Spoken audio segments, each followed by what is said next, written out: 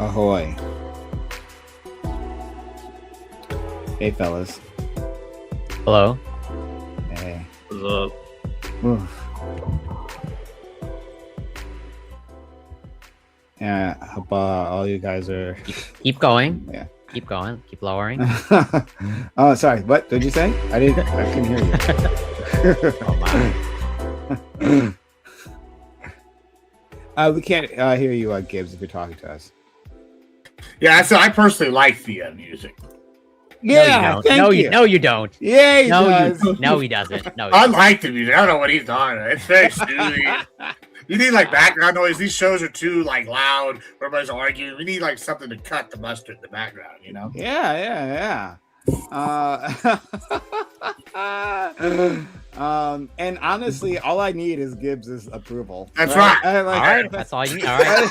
Then I'm gonna hold you. Then you and Gibbs are perfectly aligned. From now on. Well, I don't know about that. Oh, hold on. It's just when we do a line, you know it must be correct. Yeah, exactly. Right. Clock or right twice a day or some shit, right? I've always said Gibbs is the wisest person I've ever met. Colloquialisms. I put the stream together link in the chat if you'd like to join. But yeah, sorry. So we'll just be waiting for a few others. Hopefully they'll get here soon.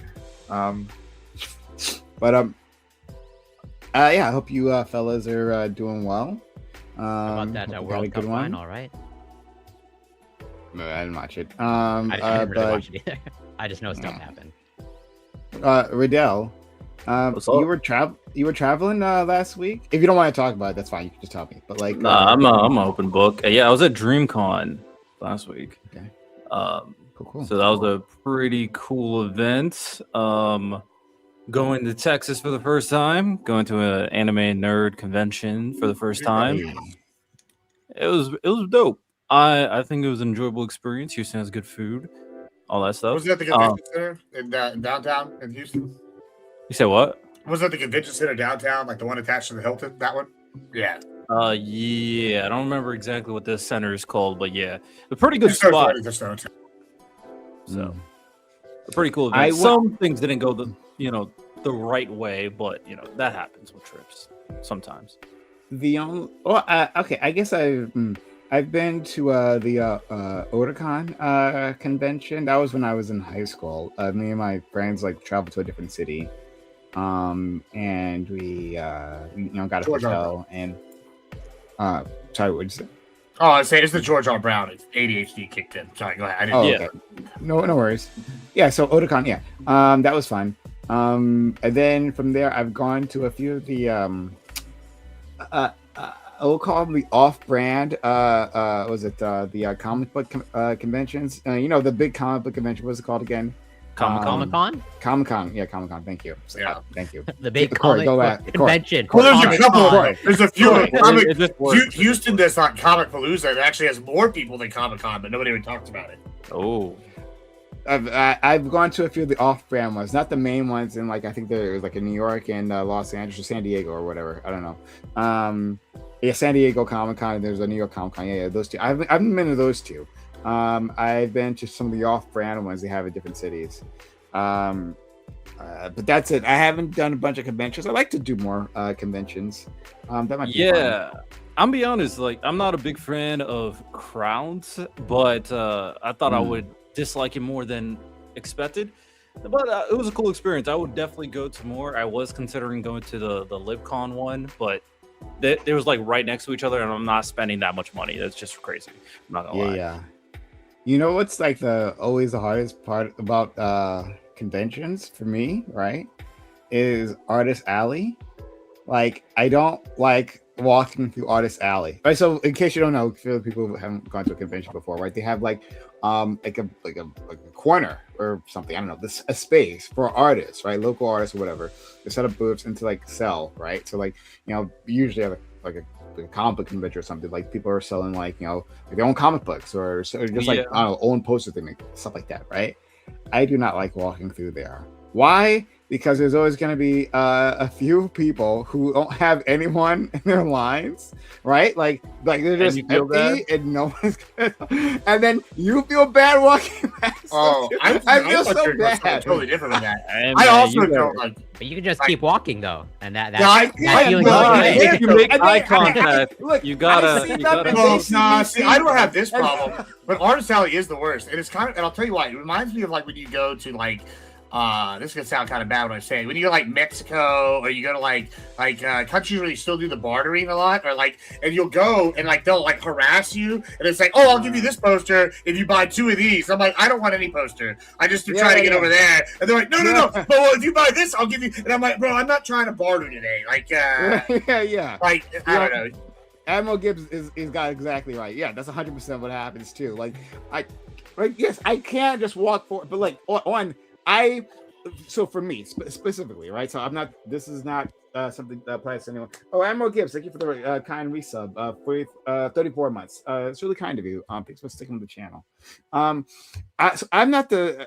It's like this is a thing for me, right? This is like a specific problem I have. I don't like when people I can see that. I don't like when people are left out, right? Like it's a big issue. I like if I see someone out off in a corner, I want to like go include them, right? Like I will like go out of my way and say, hey, you want to jump in and or whatever, right? I'll try to make them feel comfortable because I was excluded as a child, right? And I don't like to see that in other people. And so when I see people like just sitting there alone and like, people aren't approaching them. And then they're here to with more of that to make money. It costs money to like one if they the space in the booth and all that stuff. But then also to rent the booths, right? And then bring whatever equipment or whatever they have, right? That all costs money, and they got to recoup at least that.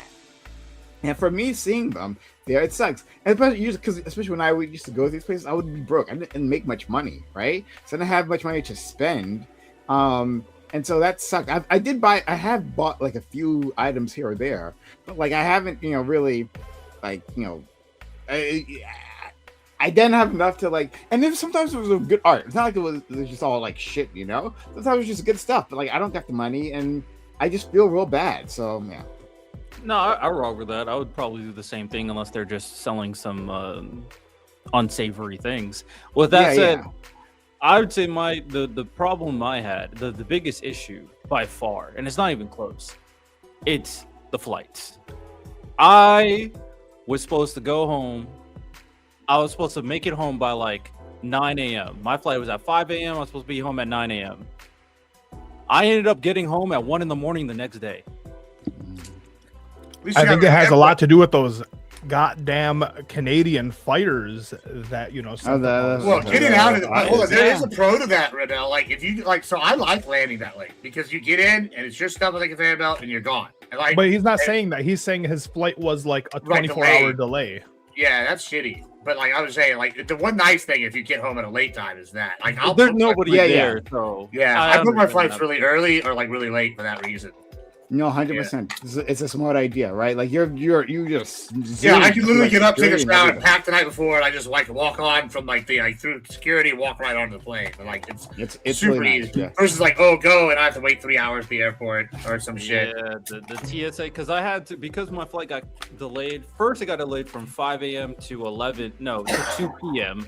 That's what the first delay was. And then when I go in that Houston airport, that TSA line was forever. That shit was disgusting. Yeah, and then my flight got canceled like 4 times, and then I didn't get home till 1 a.m. Houston's rough. There's like both of them are massive. Both airports out there, like Hobby and George Bush. It was rough. Terrible. Yeah. But yeah, I'm glad you got home safely, Riddell. That's the most important thing. We're just waiting on one other person. And they're probably gonna take a while, honestly. But we'll see. What do you guys want to talk about while we wait? Well, yeah, why don't I do this while we wait? Was that a Zin? Was that a Zin? Ali? Oh, no, Fred. It's a giant Zin. That's a big Zin, bro. It's a tortilla Zin. Yeah. Okay, sorry. What do you guys want to talk about? Did someone say Well, hey, something? before we do that, wait, if you want, hey guys, go to GridCon 2 this weekend in Dallas, on Friday. Make sure you're there. Tickets are free. There's gonna be food. What is GridCon? Oh, I'm so glad you asked, Coy. Thank you so much. I might actually. I retract my question. Actually, I'm not Oh, sure. wow. It's almost like it was planned for you to ask. Yeah, GridCon is going to be a debate event where we have all these people that are debating right here. And I can clearly see all of them. Yeah, you can clearly see them all. It's very clear. But the point is, we got Father Joseph versus, I think maybe it's Rich Tidwell's not who it is anymore. I think it's Dusty or Flow State. We have starters, Taylor Fogarty. I have Tyler versus, what's his name? Vince Wilson show. We got LSP and Jake Moore, and then Bozu versus Wally. It's gonna be good. I think No Fugazi is supposed to be there. That'll be exciting. You'll be walking around. I think we're gonna have some Congress people there. Former Congress people. I know Brian Slayton's supposed to show up, so that'll be interesting. A couple other people that might be there. So it's gonna be a good event. I have maybe at the SODMG crew, if you know Soldier Boy, they own a gaming group. Some of those guys might be there. It's going to be kind of a hodgepodge of people, so it won't just be debaters. So I'm trying to make this an event. Hold on. Did you say Soldier Boy? Yeah, he owns a big gaming organization. Like you know how they. I mean, he owns something. Yeah, I mean, sure, but like Optic and all that. He owns SODMG, so some of them might be there. I think one of them just won the Yu-Gi-Oh fucking World Championships or some shit. So whatever. Maybe Soldier Boy. Sorry, this is not to make fun of your event. I'm not. That's not. Sure. I'm just talking about it's not an insult to you. I'm just saying that not my Soldier Boy. Yeah, Soldier Boy previously. I mean, you guys don't know what he was up to. Before he had those fake game consoles. He was. That's funny. Soldier Boy console. Yeah, this was a while ago. I don't know about that. Oh no, yeah, he got these off-brand devices from China, and he loaded them up with old ass games, and he called it I'm launching my new platform, a new console. And it was I mean, you've seen these before, right? These cheap ass they have 100 games in them or some shit. Game Boy knockoffs or whatever. Knockoffs. And it was car or something. Crap. You can. If you search for it, you'll find it. I'm sure, thing. But he might not be there. But I know his organization. He owns a gaming organization. They compete at high levels. They're pretty good. They're how it's just Optic. They're esports. I don't know. Anyway, and then a few other. I'm unaware of. Yeah, there's a few other people that'll be there, local celebrities kind of thing. So it's gonna be good. It won't just be the Crucible or DGG. It'll be we're expanding to people outside the debate world, trying to get new people in. It'll be fun. It's in Dallas, 24th this weekend, 10 a.m. 11 a.m. to 10 p.m. This is your event organized by you, or? Yeah, it's me and Grid and Glenn Lawrence here put it together. It's Grid's event, second one he's run. I'm associated with. I'm the master of ceremonies and the host, and some of the people I've got there are my people, obviously. I did a lot of organizing. There's some money in it. It's but yeah, it's not the Gibbs event, but it's basically my event. We're this is the second year I ran it now. Okay. Hey, cool. Yeah, it'll be good to see it. All y'all tickets are in the chat, by the way. If y'all want it, anybody wants. How much are the tickets? Free. They're free this time because next time they won't be. But it'll be. Well, how were they? Were they free last year?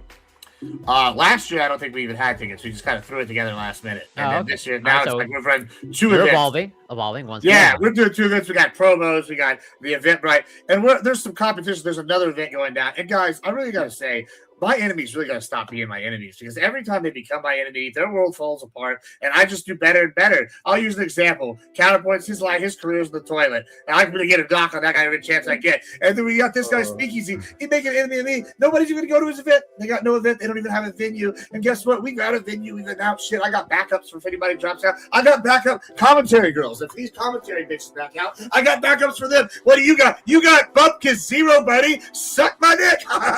So, yeah. They got to stop becoming my enemy, because I just keep winning and they keep losing. And when at TwitchCon, they asked me why I didn't want to go to this event with XQC. I said, I'm busy, and fucking Ice-T Marrow, and I forgot the other guy showed up at my event. And I was like, that's right. They left the other thing to come see me. So you tell me which one of events y'all want to go to in Dallas. Speakeasies are mine, and why is it mine? I don't just not, I'm just saying. Come here, it'll be fun. But that's all I gotta say. And who's your backup, Gibbs? There is no backup for me. There's no replacement. Yeah. Can't. But Gibbs, like one, I'm happy to see that things seem to be going well for you, right? Yeah. Like that. I know you work really hard on all this stuff, and so happy to. And it's not surprising to me that people get you to run these things. Like you're a really fun individual. Like I keep telling people, it gives us a lot of fun. And you're a charming person, and so. I'm just saying that like I hope it works out for you. It's fantastic that next year it's even bigger, and then you can charge money for it. Well, yeah, I mean, and people were worried like, what if nobody shows up? Like, that's fine. We already got the debates, the live events. That's the main thing. We're having a secondary stream going, and like we're gonna have professional quality. It's like the people going is just a plus. Right, like so it's like my theory is always plan for the worst and hope for the best, right? And so like our worst case is gonna be good either way. So fuck these bitches; they are never gonna be as good as us. Is it gonna be streamed anywhere or? Yeah, it's gonna be on probably I think maybe on mine on Twitch, but it's definitely gonna be on Grid's YouTube, maybe on his Gun Prattle channel, and then because they're going to be maybe a third channel, I don't know yet, but they're going to be different things on each one. So it's like you're watching, well, not for the Twitch. There's at least going to be one other stream that's going to be doing all things. So we'll have like a commentary team or like an interview channel where they're going to be like interviewing people beforehand. We have like the main debate stage, and then we also have side rooms so that we can set up like impromptu like live debates like in the other room that might be going on a third channel, like from people, because a lot of content creators are going to be going there. I think Sean Kelly might go and do an IRL interview with somebody. So there's all sorts of stuff. So we're trying to make it like a convention, right? You go to all these debate cons and shit, and like this is not the Bash modern day debate, but they do it at a hotel where it's like a convention center. I've done that, right? But even when I go to convention centers at hotels, they usually have like vendors, and like none of the debate people are doing that, right? And so this is like a step towards that. Like we're having it at like a media center. Like this is a place that's dedicated to like having like events. You go, it's like a mini convention center for like recording and then like having like audience and then having side rooms, right? So we're trying to like move it that direction and start doing these debates. And then maybe next year we're going to go independent and do our own instead of doing it along with somebody. And we'll probably try to get vendors. We'll try to get sponsors. And try to have like other creators that want to do stuff at the convention center as well, like right, because I want to like make it a convention, not like we have 8 guys debating one day, 8 guys debating the next day, and it's all just be sit around in the lobby the whole time. Like no, that's not the future. That's why these get like I don't know. You see what I'm saying? I love the forward looking perspective you have here. Yeah, it sounds fantastic. I mean, I think it's very useful for the space.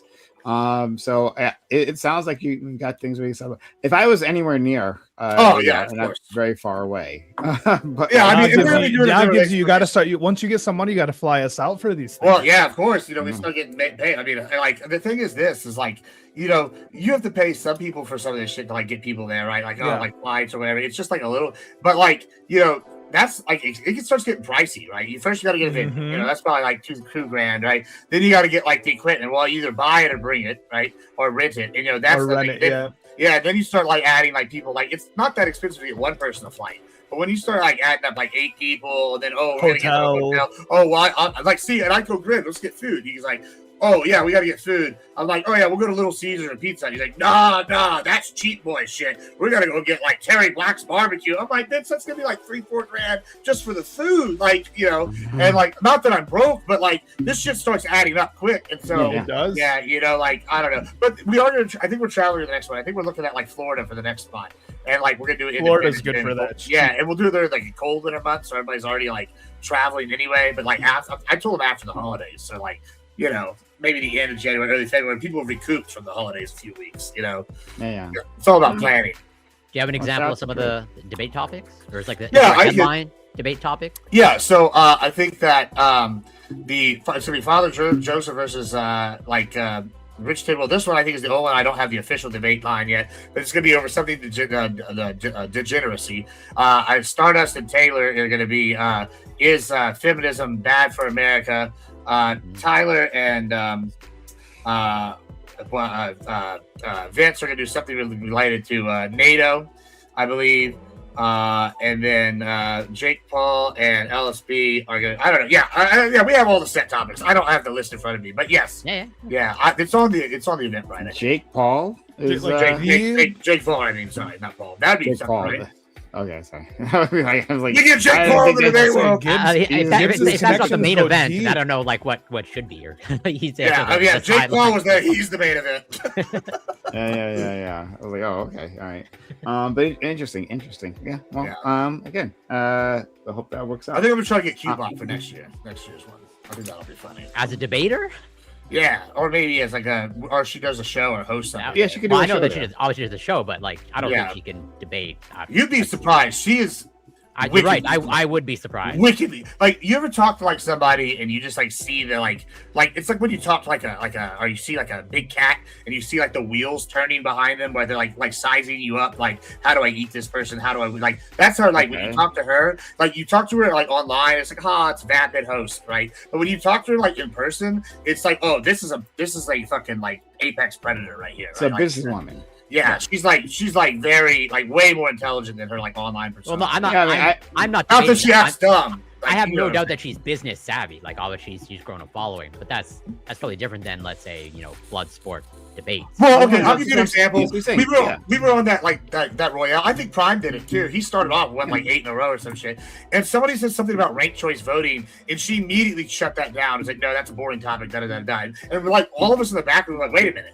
She knew, not only did she say no, she knew exactly what it was. And like, which is maybe not that impressive for us in the debate world, but if you're like thinking someone's like, casual Bob over here, and then they're over here like giving you like a 3-step breakdown of why we're not going to do that topic, and it's like concise and to the point, you're like, oh, wait a minute. She's like, she knows the topic. Not only does she know it, she knows it will be bad content for what she's doing, and she's aiming it towards like top subjects that'll be like that shows some level of like higher like level of thinking. Yeah, I'm with you, and again, like Corey, he talked about her running a debate, which is what she did before, a political debate. That's what we were on, me and Gibbs. So yeah, she could do it again. And like it doesn't matter what she does, she gets like at the minimum she's getting 3,000 people, right? Like that's probably a low day for her.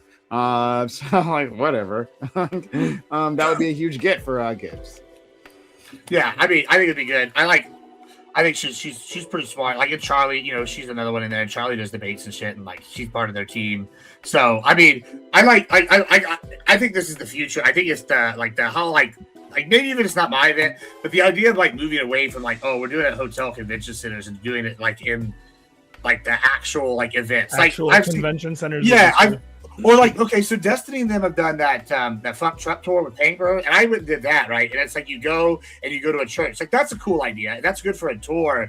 I think that's a lot. You go to a what? You still go to a church? Like they rented out like a church, or they rent out like whatever venue is available. That's good for like these tours where it's like one view, whoever, right? But like I think that when we're talking about like having like debate events, this like World War style debate and this what's the one, the modern day debate style, I don't think that's the future. It seems very like UFC in the early 90s before they got bought by Zuffa, and then once it gets bought by Zuffa, they turn it into a mainstream sport by okay guys, get a suit. All right, we're gonna get legit sponsors. We're gonna take Condom Depot off the back of our pants. We're gonna like, and like shit like that. And like, I mean, little things start adding up, right? And then like now they're owned by TKO, and it's like one of the biggest sports in the world. The production value goes up.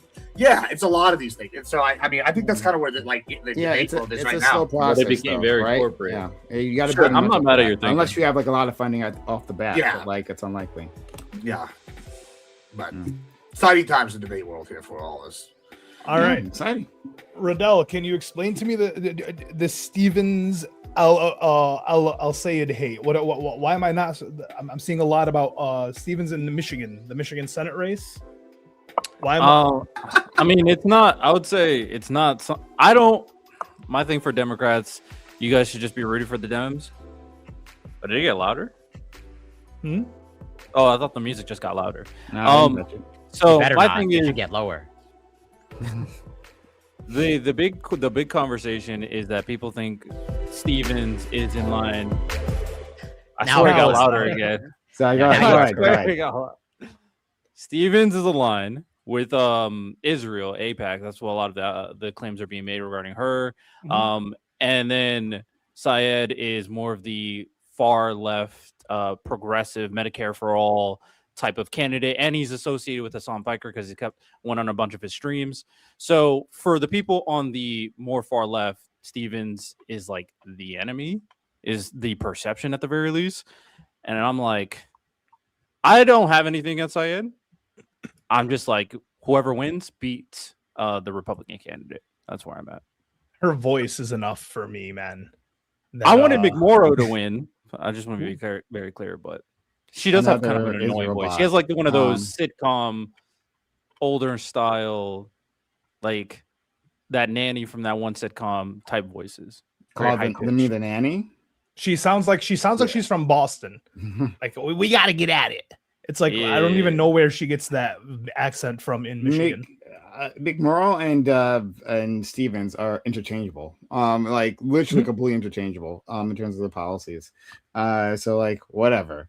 Syed's the only like alternative choice there. And I mean, hopefully he pulls it out. I mean, he doesn't have money power, right? Like, if you want big money, well, the big money candidate is without a doubt Haley Stevens. Yeah, like 50 million, like into the campaign, like just like at the end, they're just dumping money here, 50 million because APAC has got to stop them, and not just APAC, right? It's also the pharmaceutical industry, right? Because she's in their pocket. So like, if you want that those types of policies, then go ahead, vote for Haley Stevens. She's your gal.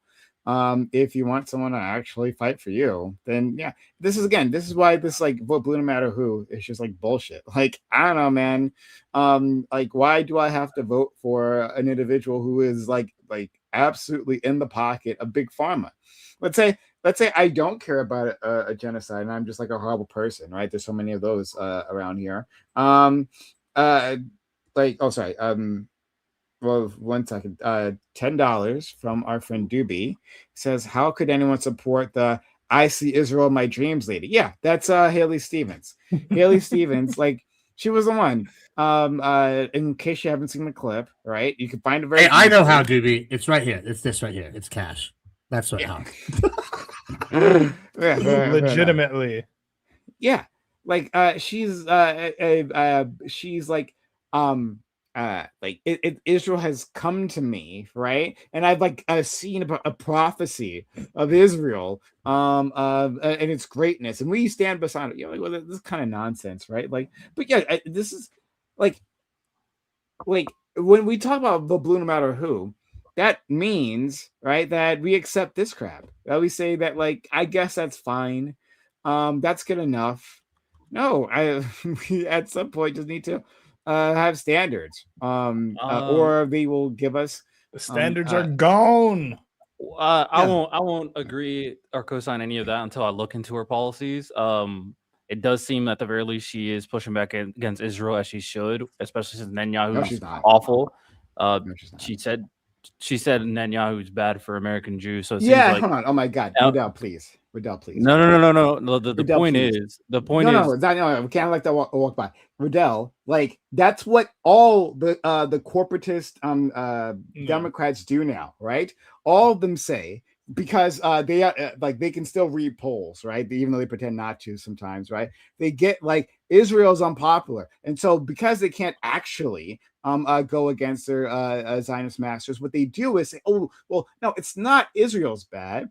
It's Netanyahu's bad, right? This is like an old basic trick. This is what they say. Like, and Netanyahu's fine with it, right? He gets this. And he's willing to play the dummy, the villain, dummy, the villain. Yeah, if you're sure, the villain. Yeah, he's willing to play the villain for them. That's more than okay, right? As long as the money keeps flowing, and that's what will happen with Haley Stevens, right? Like, please don't get distracted so easily. Oh, Netanyahu's bad. That implies that if the next person comes in, well, they'll be completely different. No, they won't be different. This is what Israel does. The next guy has Turkey. The next guy has Turkey in his eyes. History, right? And the next guy, right? The people, sorry, the wants to attack Turkey. Netanyahu's arrival, right, for the next election. He's a problem to do the exact same thing. But if he somehow wins, right? Well, then you'll see all these Democrats come out. It's like, oh, okay. Finally, the reign of Netanyahu is over. Now we can get back to supporting our friends in Israel. So, like, please don't get distracted. Yeah, I mean, I don't think that's necessarily an awful thing if Netanyahu is bad and Ben-Gvir is bad. I mean, it's like saying America is bad, but Donald Trump is obviously very evil. So my thing is, if we want to have a conversation regarding Haley Stevens, we can. I haven't looked into her policy because I'm not focused on Michigan. I'm very surface level with that. I've been focused more on Ohio elections.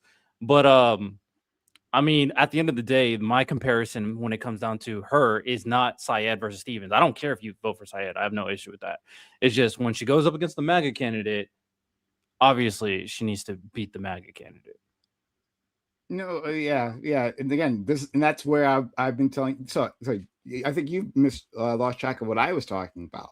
I was talking about vote blue no matter who. That comes in during the primaries. That's what I'm. Speaking of that, like the main guy, yeah, it should run because they're both blue candidates. That doesn't make sense to vote blue. They're both blue candidates. I gotta be honest, I'm talking about the primaries, Vidal, right? And I'm saying, actually, if the Democrats put up garbage candidates, don't vote. I actually, if like I want to like as a conservative, I probably the only conservative on the panel right now. I watched this from the outside, and I actually agree from this a red standpoint because if I was like, I'll use Plattner because he's just the easy one, right? If the conservatives had ran somebody like Plattner, the left would have like been way harsher. They're like, look at this Nazi piece of shit, right? But even then, right, they ran this candidate as terrible, and now I have a source, and I briefly read it, and I haven't read all of it yet, like earlier, but I posted it earlier, but allegedly. The newest guy that's the lead for in Maine right now has been accused of mortgage fraud previously and throwing a bottle at the woman for U.S. Senate. Now,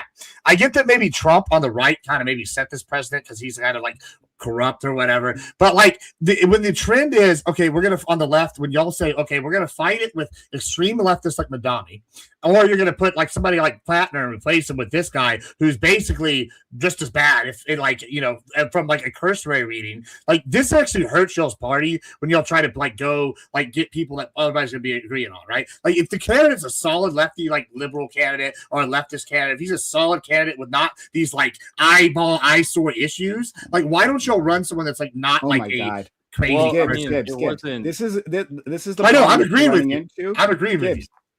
Me? Yeah, I'm agreeing with you. I'm saying like you can run like a lefty, but don't run someone that's like convicted of like multiple crimes and throwing bottles at candidates, like senators and shit. Run like a lefty that's got a clean slate, and that's going to solve 30 of your problems already. Well, I mean, a liberal that's like not a crazy person, you know. Like I don't like Plattner either, but this guy's just as bad though.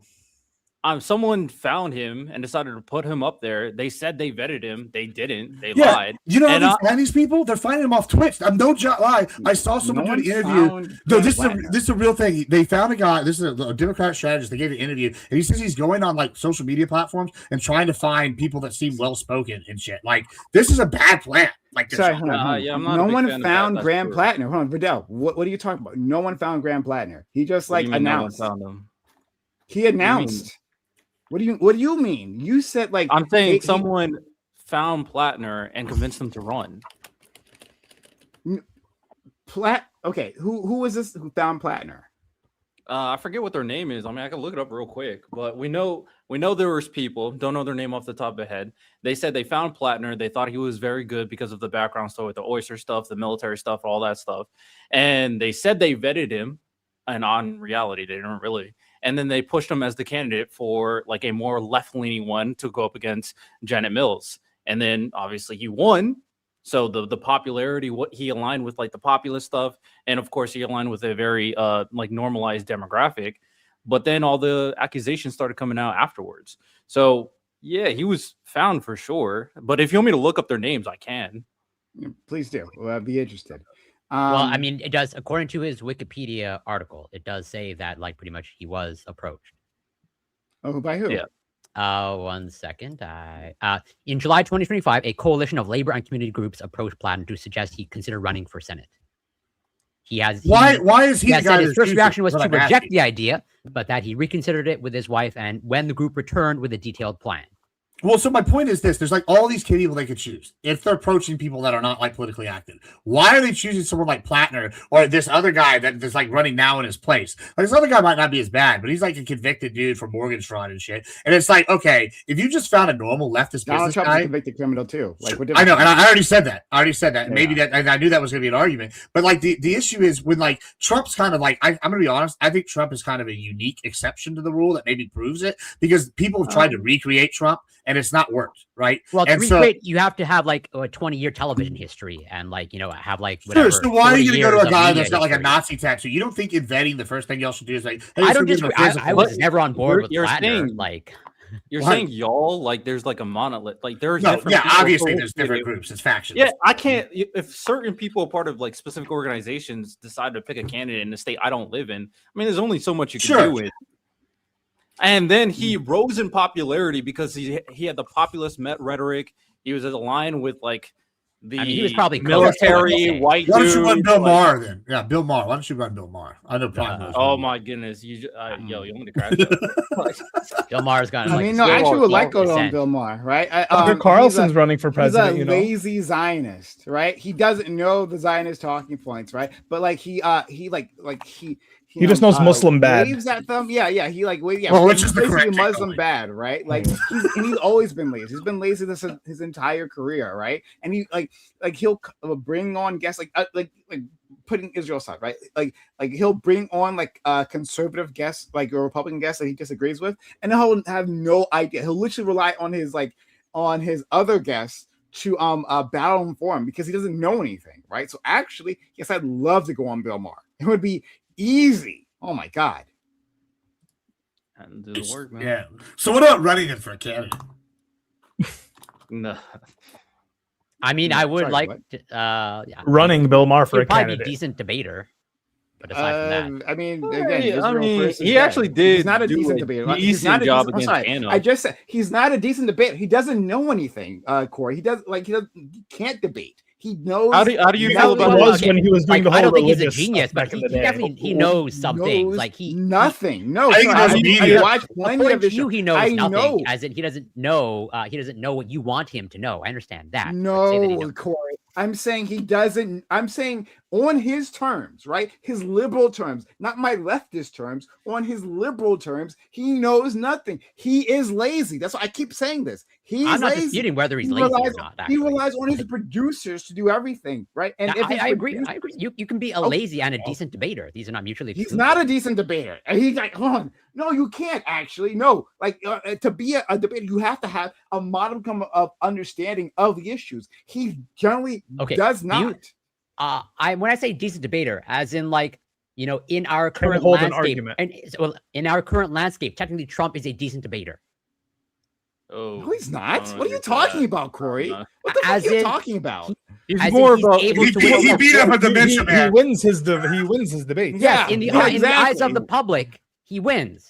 He's I'm not more s- performative. He's I'm a not more saying that- performative Yeah. debater. I don't know. If Like he's a good- so you mean like So that's why I said in exactly like today's Gibbs, landscape. said, Yes, right? thank Like you for when paying attention, Ali. In today's when landscape. Biden was leaking his That's brains bad. out of his ears, you're saying, yeah, that's proof that Trump's a good debater. He No, also- it's actually not. He also debated Kamala as well.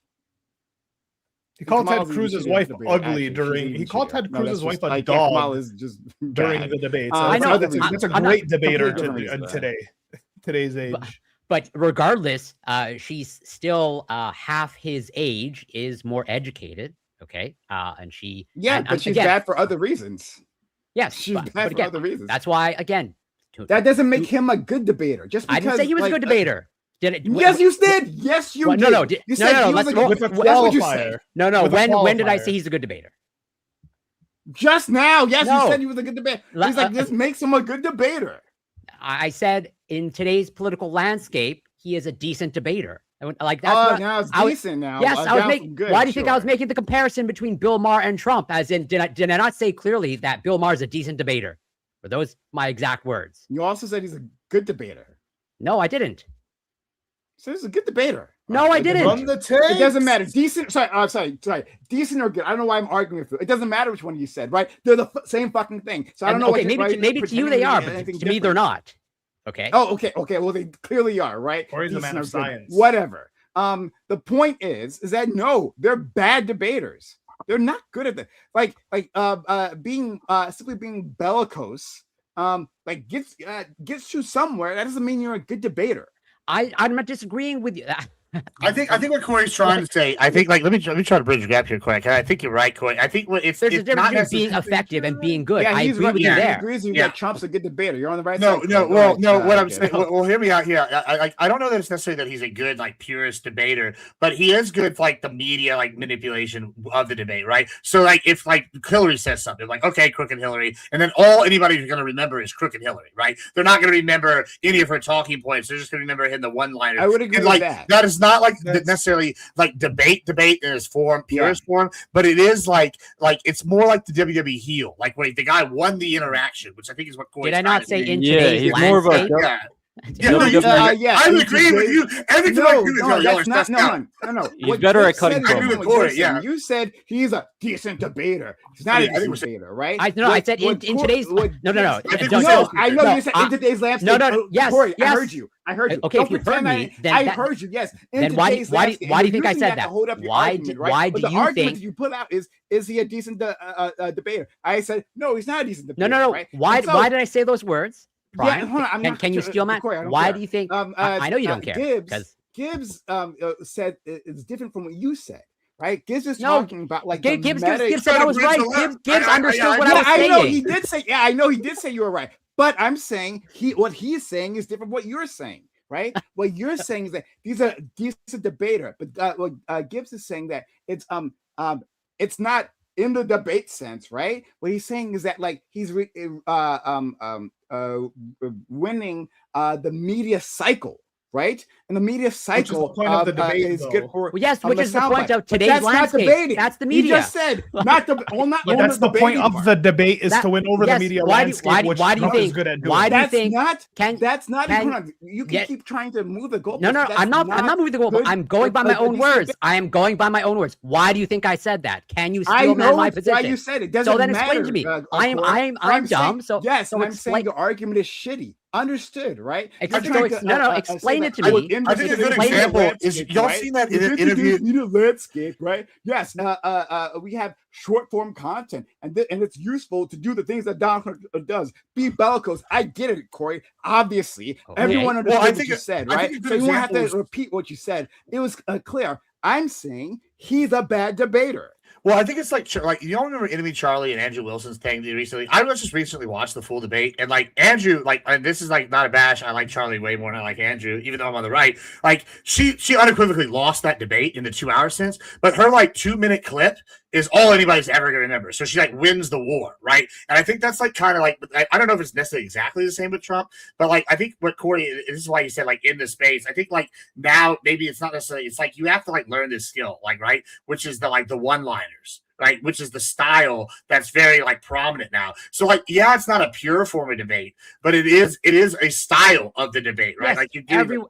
Everyone is aware of the distinction between being rhetorically effective and a quote unquote good debater in the whatever objective sense. But that's why I put the qualifier. This is the as in, like, conversion thing, if- which you if you said. want me to say rhetorically effective, I can do that. As in, like, if you want to use your metric of bad debater, as in, being rhetorically effective and a good debater are two separate things. I agree with that. All I was more or less saying is like in today's landscape, he is a decent debater, which is my other way of saying they are rhetorically effective. That's it. That's all. I would even disagree with that, but ultimately, I understand your point because he gets clicks. You know, he falls Gets into shit like done. Was he rhetorically effective in winning the election? Yeah. Okay, that's all my point is. No, don't you get? Yeah, Don't, I I, don't know. want to be very clear. I understand what you're saying. My thing is, I genuinely think that right now the political debate space has just been bastardized to be political theater. So I don't that's disagree. all that's all. I wouldn't even call it debate, but I know like That's fair. technically they call it debate. That's like the nomenclature of what they do when they're on stage, but I wouldn't say that Yeah, in no so sense of the again, word is debate. And I disagree. Like You are agreeing with my Trump sentiment, as in was- today's Yeah, I landscape, agree- I we're not- understand we're what not you're- concerned with actual Yeah, debate. So again, you're still wrong, Corey. Trump was Sure. rhetorically effective, which is why he won the election. No, actually, That's not the only reason. Like, to be clear, I'm not saying that's the sole reason. Okay. Okay. Well, still, no, he wasn't that either. Okay. Well, then, even within okay, your caveat, Did he win the election? He Did wasn't he that- win the election? Or are you also No. a Hey, denier? again, watch Corey. I don't know why you don't understand why I can't see you moving the goalposts constantly, right? Hey, did he win the election? I didn't contest whether he won the election. I Okay. contested whether he won the election due to him winning, being rhetorically effective, right? That's what fair. I'm You can talking contest that. At the end of the day, we don't actually truly know what resulted in his win, unless you think you about. know. Well, actually, we do have data. In I fact, I've know. actually looked into this. You Why know do that you know with absolute certainty, even with the No, data. I don't have to know with absolute certainty. I can look at data, right? And I can see a correlation. I can have some idea as to why it happens. Which Yeah, we is call what it happens faith. in Welcome science to the Christian. all the time, Corey, right? So much of our knowledge is not based on absolute hard feeling. facts, but just agree. based on strong correlation from a okay, I great. agree. So we understand that. Great. So yeah, like it seems like Kamala lost that election. That she actually had a chance to make it, right? To actually had a chance to win. She was up in the polls previously, right? When she first started. Well, there was And a then surge she in the went- beginning, yes, for enthusiasm. and then she went, yeah. Then she opened her mouth, right? And then people actually started to hear her, right? She was like, "Why is she such a dog shit candidate?" Right? Went all the way down. Yeah. So people had a surge of hope for her, right? She killed that hope very effectively. Good work, Kamala. Right? She had a good attack dog in Tim Walz, at least initially, until she muzzled him. Good work, Kamala Harris. She guaranteed that she was going to be absolutely no different from Joe Biden, you know, the unpopular president who was down the polls then, right? Fantastic work, Kamala Harris. Yeah, she like what again, like her milquetoast policies, right? That she could barely explain. Like she wasn't great. That's a shame, and I say that painfully because I I mean, you guys were here. At least you were here, Corey. I don't. I forget if my friend Ali was here. And Gibbs was certainly around. But like you guys were there for during the election. I was excited when Kamala Harris. I was not excited, excuse me. I was hopeful when Kamala Harris got the nomination. I mean, it was handed to her, really. I thought, okay, right? She's had some disastrous showings in the past, but like I'm gonna be hopeful. I'm gonna be positive. I think that she might be able to pull this out, right? And I looked for it, and I told people, hey, like you got to be patient with her. Let's see what she has, right? And then she showed us what she had, and she had fucking nothing.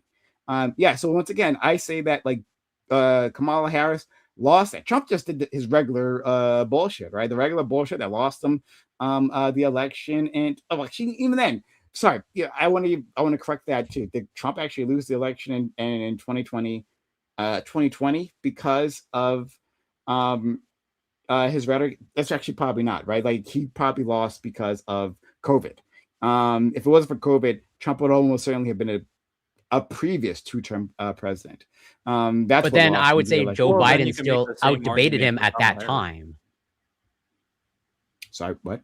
But then I would say during 2020, when Joe Biden was a little bit more, savvy in the mind, he was still his brains weren't leaking out of his skull. Yeah, sure, however you want to frame that's exactly it. how I like to do it. Okay, yeah, sure. Exactly that one. But Joe Biden was able to at least keep up with him, or at least perform in the debates. Now, Joe Biden's a good debater. Joe Biden, yeah, I would say Joe Biden's a good debater.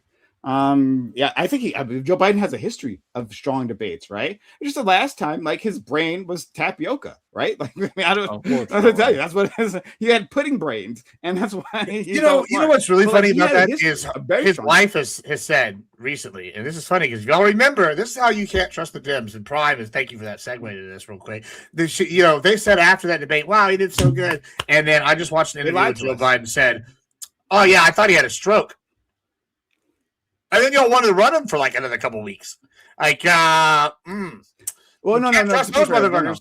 Well, okay, so Gibbs, you know how much I hate the Democrats, but let's be a bit more fair, right? In terms of the Democratic, like the Democratic Party members, right? Being I think they were very intelligent. They wanted another puppet. They were done. Yeah, and actually, so even the Democratic Party insiders, who I hate the fucking most, you know this, right? Like Nancy Pelosi, like Chuck Schumer, garbage individuals, right? They actually saw this coming. So it's actually interesting because like there are rumors, and I'm not sure if we've ever gotten this like fully confirmed, right? But there are like articles talking about this, where the scheduling of the debate, right? That debate was scheduled much earlier than usual. They pushed for this debate to be scheduled earlier. Why? The thinking is that the people within the like Nancy Pelosi and those types, right? They knew he was going to fall apart. They knew he was going to be a disaster, and they knew like when the debates are normally scheduled, it'd be far too late. And so they're like, we gotta get this guy out of here. So they like set it up right, and look, if he passed, if he managed to swim, then okay, we can go with them, right? But he sank because he had tapioca for brains. And so then that's when the flip happened. And as soon as that debate occurred, like the Democratic Party establishment was working behind the scenes, right? They were doing it very quietly behind the scenes to get him out. It was Joe Biden, right, the selfish, narcissistic asshole that he is, who wanted to stay in, and he had to like come to terms with the fact that his political career of genocide was finally over. And so that's why it took him so long, which is a shame for Kamala Harris. She had less of a chance to win. But anyway, she was incompetent, so she was going to fail any which way. I mean, I don't necessarily disagree. Like, I think if you want to frame it as like Kamala lost it as opposed to Trump. Well, I want to hear. Yeah, I'm not going to Yeah. co-sign any of the things that was said, but I will say there's deserved criticism regarding the Dems. Even though Trump is a concern, of course, you got to realize that this is the situation where the man is getting old, he is getting slower, and you guys should have made a change way sooner. Biden should have made a change way sooner. You're just trying to like. Well, he, if I remember correctly, he was never supposed to like run for a second time. I think he more or less like framed it like he's going to be a one-term president. He's going to make space for the next candidate. But his narcissism got in the way, indeed. I don't disagree. Well, I don't know if it's narcissism, but yes. Like, I think what do you think it was? Oh, Sorry, power hungriness. What do you think it was? I don't know, but I think it's can power see hungriness that of it's the people behind the narcissism. scenes. I'm not Right. right. Okay, was it was a concerned. liar. Which one was it? Right? Trump Either he was was narcissist or he he didn't was power lie hungry because or he didn't plain liar. specifically say he wasn't going to run. I think it was the line. He didn't lie. He never said he specifically wasn't going to run again. He noted that he did hint at it. I think he the suggested. people. The lie was the people around Stop him. trying to He was going to gaslight pave us. the way for the next candidate, and in this situation, he should have had the know-how that you were declining, and I think that's a fair criticism to make. Well, unfortunately, his opinion. This is just the issue with old people of like they don't know when they're declining. Like I'm pretty sure if you ask Trump, like even Gibbs thinks that Trump is the same as he was like 6 years ago. Yeah, okay? I mean, That's fine. That's fine to say, and maybe more people should have been more aggressive with him. I think the general thing, which is unfortunate to say, is he and maybe people around him didn't believe Kamala Harris could beat Trump, and they thought that he was the best option. well, I And, think, My 94-year-old grandmother who can't remember 5 minutes ago thinks she can still drive. well, I mean, to what Riddell is saying, you can still criticize it. I think there's validity what Riddell is saying though, to some extent though, because like when you look at this, I don't know that like I think it was Biden necessarily, because when I'm looking at this, I think Biden, yeah, he was everything Corey's saying. He doesn't know he's as far gone as he is. I don't know that he really wanted to run the first time, but he was like, someone has to fight Trump, and I'm the only one, and so he beat Trump, right? And then after that, like he's like, I'm the only one who can do this. I think they kept talking him up, but I think it's like more nefarious than that. I think the people behind him knew that his brain was gone, and I don't think Biden was himself lying, because I think, like Corey said, he doesn't know he's gone, but I think everybody around Biden knew he was gone, and they propped him up because he was a figurehead that they could just use the auto pen, they could do all their other bullshit, just run it through him, and it's like talking to a parent. You tell them what to say, and they're just going, "Oh, okay, repeat that," and it's going to make sense because their brain's gone. So I think the people behind him were very smart, and they just thought they could hide this and run this again. So I kind of agree with somewhat what Renault's saying, but I think it was nefarious. Well, I don't agree it was nefarious at all. But I do think it was a situation where sometimes there's a discrepancy between like the politicians and how they perceive like the general state of affairs of America versus how people are feeling. And overall, the policies and the economy was moving in the right direction. And of course, America was doing better than everybody else. But the people were still dissatisfied, and they thought they can ride that momentum, and the people were going to reciprocate that. And that just wasn't the case. People were unhappy because of what's going on with COVID. Every single country was unhappy, and they should have known that in this situation, regardless of the statistics you put out there, they wanted something new, especially when Biden was like 100 years old. So sometimes there's a discrepancy between the people in government and the people, and they think just because they see some polling that can maybe mitigate the gap, but even that doesn't really tell you the full story. Mm-hmm. That's fair. A long story short, Trump is the greatest debater of this era.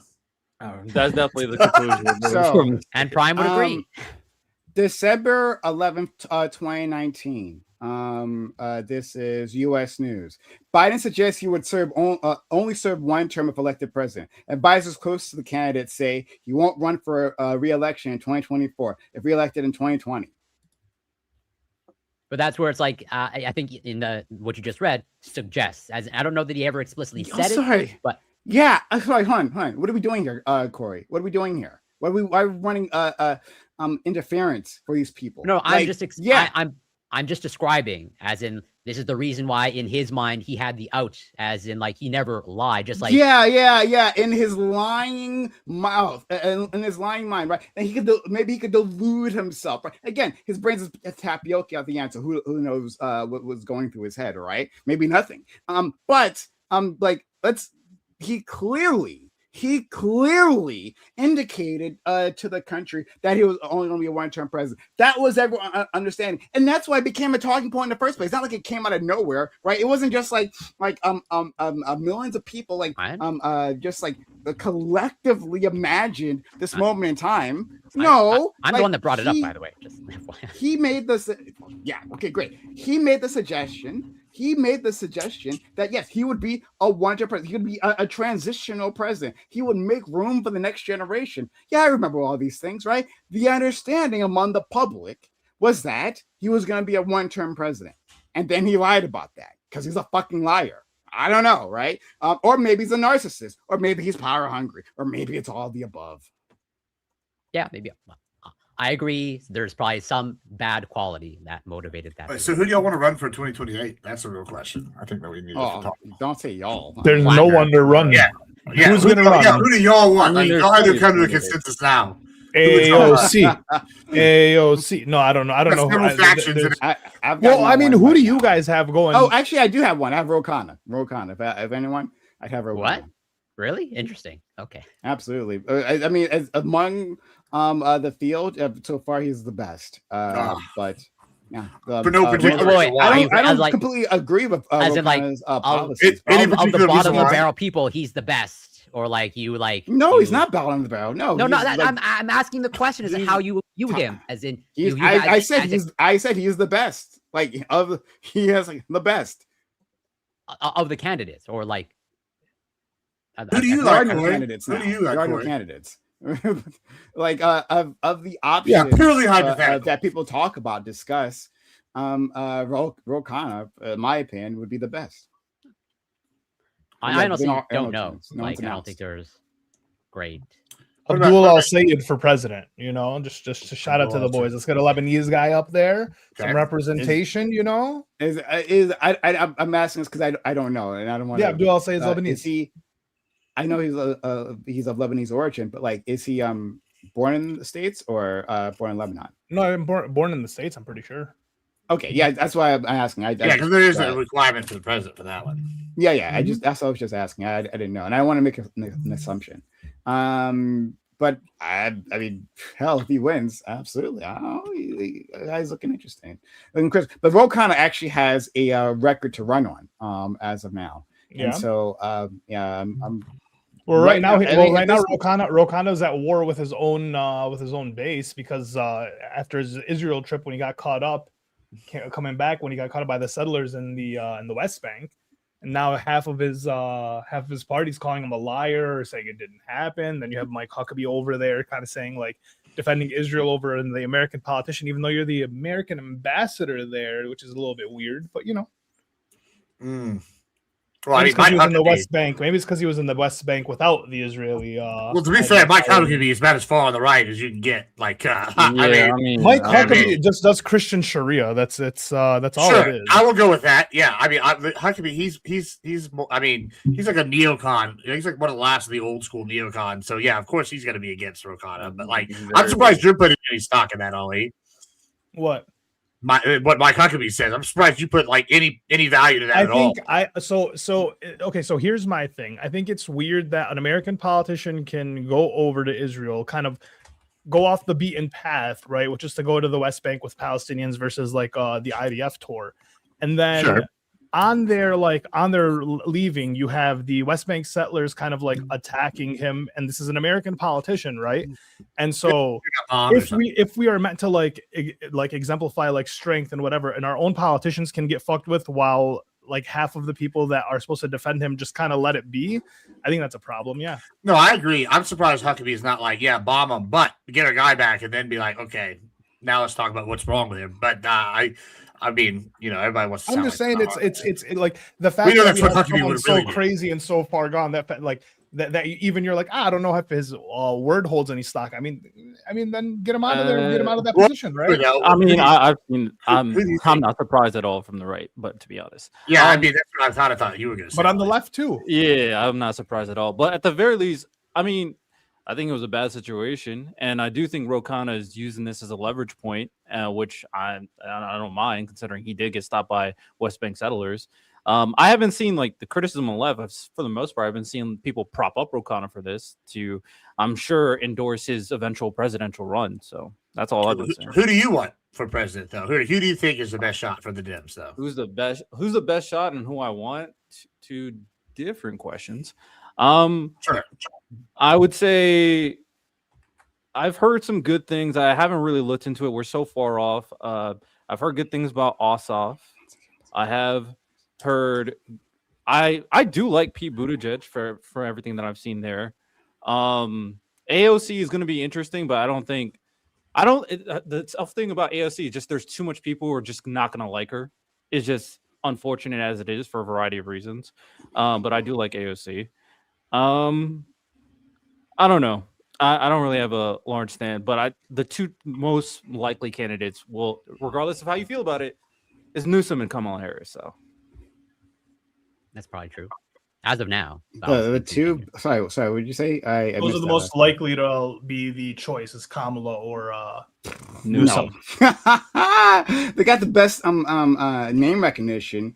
And so if you're And going that's purely like by that, okay, but that's dumb. 50% of the job. I'm not gonna lie. That might be a variable as to Right. why Trump won. Yeah, hold on. That's where you start, right? That's where you start at the beginning of the campaign. Kamala Harris had a great name recognition previously, right? Like she was the vice president. I mean, like this idea that like the nominees just are going to be like the ones that we know simply. No, it's actually going to have to match their policies. We're seeing right now a reckoning. Hold on, a reckoning within the Democratic Party right this second, where like centrist candidates, Zionist candidates keep losing. They're associated with AIPAC. They're taking AIPAC money, like Haley Stevens, but they have to pretend that they're not in Israel's pockets, right? They are the preferred candidate of Israel, but like it's so unpopular, they can't actually state it. So people are getting caught right now. It actually matters right now. People are looking at policy right now. You guys wonder why did Graham Plattner manage to get this far, right? Like, didn't he have all these red flags? Yeah, people were so desperate. A bunch of green ones too. Honest actor for someone who can who was representing their goals, their policy agenda. That they were happy to vote for Plattner. So what I'm saying is that no, actually, that won't be good enough. Kamala Harris is a known liar. It will take only a few campaign ads to remind the public of what she did before when she lied up on the debate stage multiple times and then had to then walked it back later on. She did that multiple times. It's easy archival footage of the pull up. And then Newsom has a terrible track record in California, a terrible track record with Democratic. I'm not talking about even the general public, right? But I'm not talking about Republicans. I'm talking about with Democratic voters of what he's done, with the policies he supported or has supported, the things he's killed. He's been in the billionaire's pocket this entire time. It'll be extremely easy. Like, this is one of my problems with political analysis, right? Like, this is my problem with political analysis, is that people don't do the deeper next step. You say, oh well, yes, he's well known. People know his name. He's within the Democratic circles. He's going to be able to raise money, as if that's the only things that matter. But there's a wider political context happening right now. And to think that he has the best chance, these two have the best chance. I mean, I mean, this is like baby's first presidential campaign, I guess. This is Well, yeah, my you get all these things exact about all my this. exact word is likely, and that's just true. But my And thing no. is, And your It's analysis not. based off of like today, you probably recognize that 2 years from now. Who would you recommend then? If you had a choice, then Rudell, who is your Yeah, optimal Or choice? Prime, who do you think is the most Yeah, who are your likely? optimal choices? Well, I think Prime already said Rokana. No, You Oh, think yeah, Rokana is the most prefer. likely, or I yeah, don't, that's I who we don't prefer. know. I wouldn't put a likelihood on anything, right? Like it's also ridiculous to do that. Like, Well, it's a so guess. it's he not asked like me a worthless. question. I just Yeah, answered it's the a Yeah, question. it's not a worthless. prediction. I'm It's saying just it's a like if you worthless had it, question, and it's like if you had to put sign There you go. odds. You're a dumb question, Gibbs. Yeah, I got it. Yeah, I mean, So, I was saying more like if you were Gibbs, I'm signing not trying to on. attack you. No, I get it. I get what you're saying. I guess my question is, I I'm like not asking Westmore for. too, by the way. Yeah, I'm not like who Westmore. I like him. Westmore. I don't know. I'm not sure of them. Yeah, he's Well, a Gibbs, who do governor you of got? For the Dems? Maryland. No, for you. Oh, for Maryland, the Republicans, I think right now in the lead, if I had to pick most likely for the Republicans, is going to be Rubio and Vance. Initially I would say Rubio would probably be the ticket holder because he's the older one. However, Hasn't he already Vance, like tried to run like 2 or 3 times? yeah, he before? has, but I think that's actually a benefit. That's old. That's old Rubio. This is Yeah, the old new Rubio. improved. Yeah, but yeah, so and MAGA Rubio is like, Rubio. yeah, it's like Rubio Unchained. He's leveled up, Super Unchained. Saiyan Rubio. You know, like El Presidente Rubio. You know, so like he's The got a lot water of hype. bottle's even bigger now to drink from. Right. I'm Right. saying, but he usually because he's older, but I could see him and Vance duking it a little bit in the primary, maybe. Vance is also very popular. I think it's gonna be one of those two as the presidential ticket. I would be shocked if they split. Because like there's such a powerhouse right now that it's like guaranteed. Like Vance is this new MAGA, and Rubio is like new Rubio, but he's still got the neocon base. And I think if you have those two bases combined, you're gonna win no matter what. Like there's still some holdouts for the neocons control some county. There's still like some Texas like people that control some shit, but like in like a few other Tea Party faction formers. But like I think those are probably the two leaders. I think you have some dark horses though. Like a dark horse, I think would be Greg Abbott. I think he could fund it, and he could argue that he's been doing a lot of shit longer than the other guys have. Like he's like, I'm the one who fought Biden on the border. Trump wasn't even in office, right? He could do. Depends how he spends it. Also, Paxton is if he wins, that's going to lead me more towards like Abbott running. Yeah, well, Paxton if he wins his mandatory. Paxton's a mess. I but, understand But Greg Abbott, I think you. Greg Abbott, I think you're on the money for him. I mean, Paxton, if he wins the Senate, I think it incentivizes Abbott to run more for president because that means he'll have help in Congress, like right. Oh, that's what right. Okay, yeah, okay. so like I think that Paxton, real dark horse. I mean, I don't think DeSantis will run again, but DeSantis could always run. He's a dark horse. You know, there's a few other like people up and coming. I can't. What's his name? I think guy? I Scott, think right? Rubio. Yeah, I Vance, think Vance Trump- Rubio sounds like a ticket. Trump on Yeah, man, Vance yeah, Rubio is like way up there. DeSantis got unmanned. I don't think it'll be DeSantis, but he might Yeah, I try forgot again. DeSantis I think Greg existed. Abbott. He'll get even I think bigger you're on the lifts money. this time. Yeah, he's a dark horse, but he might not run. Like he might I wait. think you're on the money with Greg Abbott. I think like if he wants one, it's not clear to me that I don't know if he'll win, but I think dark horse he can pull voters. But like, I think he's got a lot to like run on. I mean, in terms of policy and circles. shit. Yeah. Yeah, I think he has a lot to run. He's a strong candidate for your nomination. Yeah, I mean, Texas is doing really good. So like, it's like kind of like I mean, we've had a few problems, but he's like on the front line for like every issue. Like the only issues he's losing get Tallarico. The only issue that I think might fuck him is because he's been so tied to Dan Patrick, which is the lieutenant governor here, and Dan Patrick's in the pocket of like big alcohol and big tobacco, and they're pushing hard against the weed shit. And like Abbott has really even moved towards like even legalizing gambling. He was one of the ones that like pushed through the hemp bill originally. So like he's like I feel like he could be it, but that might hold him back some. I don't know. I don't know if that's like a big enough hot voter issue like to get him. But it also depends on how his campaign is run, right? Like if he has a shit campaign, he can turn into Reverie. Interesting questions. So I think this is going to tell me a lot for the Republican race. One, for you, who do you think Trump will endorse if it's Marco Rubio and JD Vance? And the second one, does Vivek run, and how do you feel about that dude? Because he's a Donald Trump disciple, so to speak. Vivek might run. I like Vivek a lot. But okay, this is the argument I had with Nina. I don't know if y'all remember Nina, but she goes and she's like, Gibbs, they're never gonna vote for a brown person. I'm like, okay, my parents, right? They're not like they're from like deep country Texas, right? I talked to them like my adopted parents, not my whatever. And so I'm talking to them, and they're like, we fucking love Vivek. I hope he runs all the future. Vivek's the best. Like, and so these are people that. Like you would usually be surprised they're saying this, like kind of thing. Like I think Vivek's got a pretty good chance if he ran as well. Like he's popular.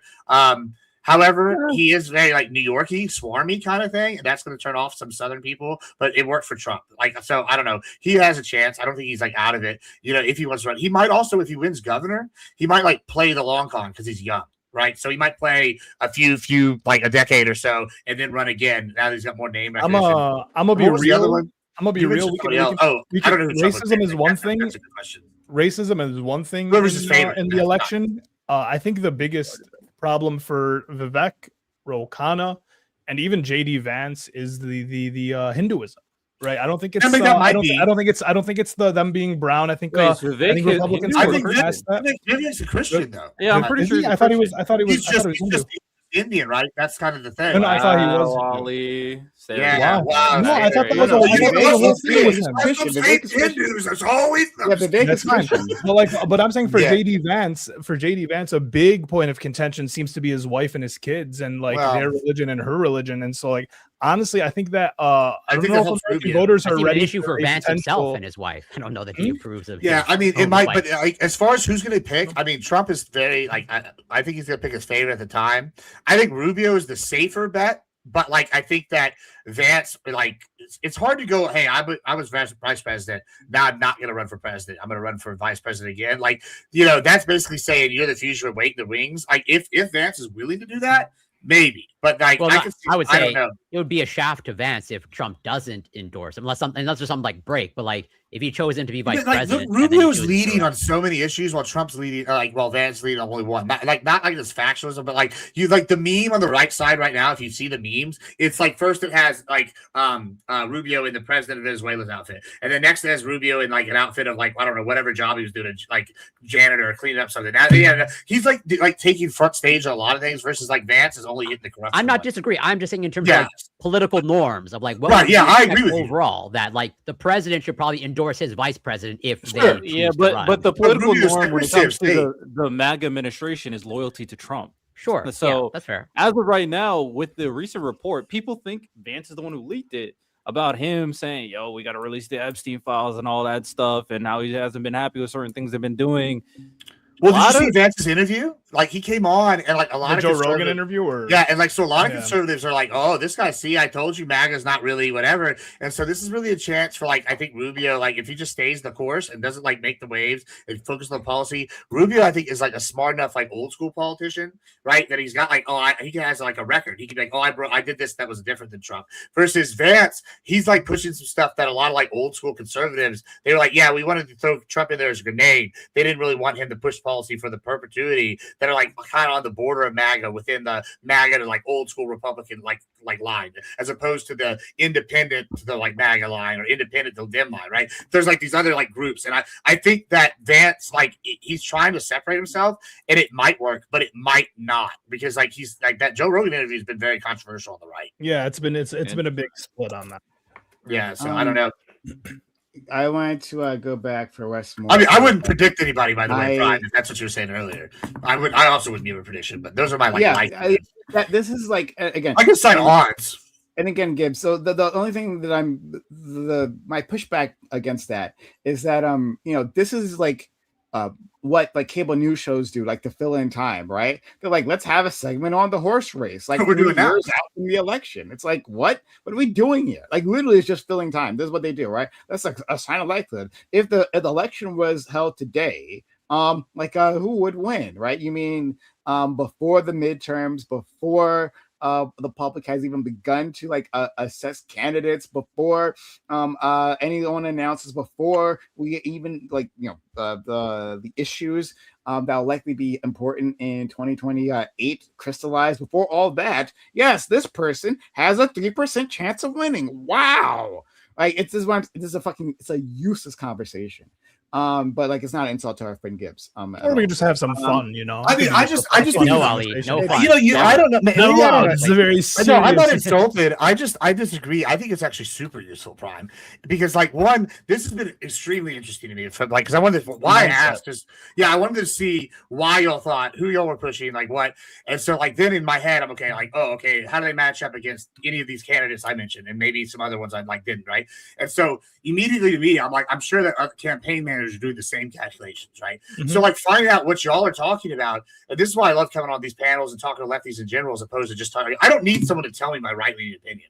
What I do need is insight into how lefties and liberals think, right? So like y'all are going like, why do y'all like this candidate? Okay, what's their pros? What are like what's something that you like value? Like all of this is extremely, I think, useful to me. Like so, but I understand why you don't like it, but I disagree when you say like the news is just doing it to fill time. I think there's a large segment that like is calculating on this stuff. I think much of cable news is literally Sure, just to I fill understand. time. Like I think this is one of those. Don't disagree with that. I think it does have merit the closer we get to it, right? Like and like this race actually starts to take shape, right? But literally, no one's announced, right? No one's coming close to announce. We have to get past the midterm for that to even be a possibility. That's when these things start to take shape. Shell's and not so, announced. but I can move on from that. Shell's But anyway, the not thing about Westmore, I was interested in Westmore. Again, You mentioned this him is- a while back. you do remember. I was going to bring up that moment. So so Corey remembers this. When Tapioca Brains Joe Biden was about to be thrown out on his ass, right? There was that moment in time where we're like, okay, who we're gonna pick, right? Who's gonna be the guy? And then we had a conversation here on the Reverie. And like they asked me, like, well, who do you want? And I didn't have a very strong feelings for anyone who could realistically get the nomination, right? Not like obviously I have strong feelings for the people I like, right? But none of them will realistically only get the nomination. So like, who could actually probably get it, right? And so I'm like, well, if we go through a primary event, like a not a primary event, it's what they want a convention, do it through a convention, nominate through a convention. If we were going to do through the convention process, I'm like, okay, Westmore, right? I said Westmore here, and then they were like, who? That was like Scott and Latch were like, who is that, right? I just went, oh yeah, he's the governor from Maryland. Like, I never heard of him, right? And that's where most people haven't heard of him. He doesn't have a big name, but I was a bit impressed with like what I had heard about him. I'm like, oh, this guy might be okay, right? Turns out he's the standard corporate politician, right? He doesn't have any principles either. Like, it's a shame, right? Again, I was hoping for this guy, but he's just like another standard corporatist. There's nothing special about him, unfortunately. He's super handsome. He's super fucking handsome. But yeah, even better looking than Newsom, I would say. Fair enough. Hey, everybody got a type. I will say that Westmore is definitely. I'm gonna see what he can do. He's been raising his profile with going on Stephen A, which I hate because I think Stephen A is awful. But he's been going on Stephen A to raise his profile with him, especially Stephen A. Smith. Stephen A. Smith's trying to be in the politics space. And I'm just making sure we're talking about the same person. Yeah, same person. And then he went on Jubilee recently. So it's very clear he's trying to raise his social or just general name and to go on a presidential run. I think that's pretty obvious. Stephen A. Smith? You think Stephen A. Smith is going to run? No. Westmore. Westmore went on. Westmore. Westmore was the Jubilee voting versus non-voters, right? The yeah, that was the recent one he did. Yep. Okay. It was okay. It was all right. He didn't do great in that. He had his moments. But you don't have to do great every single one. This is the big thing. I don't think people understand. Well, I'm saying for when it's against the abstain vote side, I think it's hard to win against the abstain vote because all they're saying is like, hey, you guys need to be doing better, and all he's saying is like, we will. But like, Well, okay, I don't even know anything who Westmore is, but like he's going on Jubilee, he's doing something like this gets your name out. He's doing what he's supposed And to. like I think people are so this is actually a content thing as well. People are always so stuck on it has to be perfect or it has to be good. And I'm like, no, like quantity has a value of its own. Like you don't have to hit it out of the park every time. Well, him even having the something. debate and showing up, like showing face in the debate like that is like enough to be like, well, at least he's showing up. At least he's having that conversation. And you get better by doing these things too. I agree. I will say that he's probably the most underwhelming politician that went on Jubilee. Like I think Buttigieg, Tallarico both performed better than Westmore. He basically asked the same question 3 times in a row. It's like, y'all should have voted. You guys didn't vote. Yeah. Like it wasn't really very creative questions, and he really tried to be the nice guy the entire time, regardless of what the other person is saying. Yeah. So it wasn't the most impressive thing by any means, and he didn't want to be. I mean, you can get better. He's got time to practice. It just started, sure, but I am curious to see if he's if he's willing to like play with fire, because I do think people want candidates to be authentic, and I think we're seeing that more from. I think Tallarico was better at that than Westmore was, and so we'll see how that plays out. I mean, I think the reason why is because he's a standard corporatist, but like that doesn't mean that he can't get better at this. Even standard corporatists can be good debaters. So I look, I don't hate Westmore like I hate some others with a burning passion. To be clear, right? It's not like I got it out for this guy. And if he like got his act together, then maybe, right? But like I mean, it seems like people are just getting caught. People are just getting caught now, right? Like I think that the media landscape is just so much different, right? Like every year the mainstream media loses more of their market share, right? Less people are watching those major platforms, are becoming more and more irrelevant, and the audience that like cares the most about them are dying. Thank fucking God. And that's opened up space for like new media, right? And there's a lot of shit like awfulness on new media, but like hey, it opens up the spaces, opens up the voices, right? Like, hey, like people who think like Adam O. Gibbs, right, should have a play. Not necessarily, right? Like they should have a space where they can find media that like appeals to them, that like that shares his principles, right? What there is of my friend's Gibbs. The principles of whatever's best for Gibbs. Whatever's best for Gibbs. That's his own media. That's his own channel. That's that's his own dreams. But there should be spaces for them, but there should be spaces. It should be a spectrum of these things, and it's opening up again. And I think in that space it's so much harder to like get over on the same old tricks, right?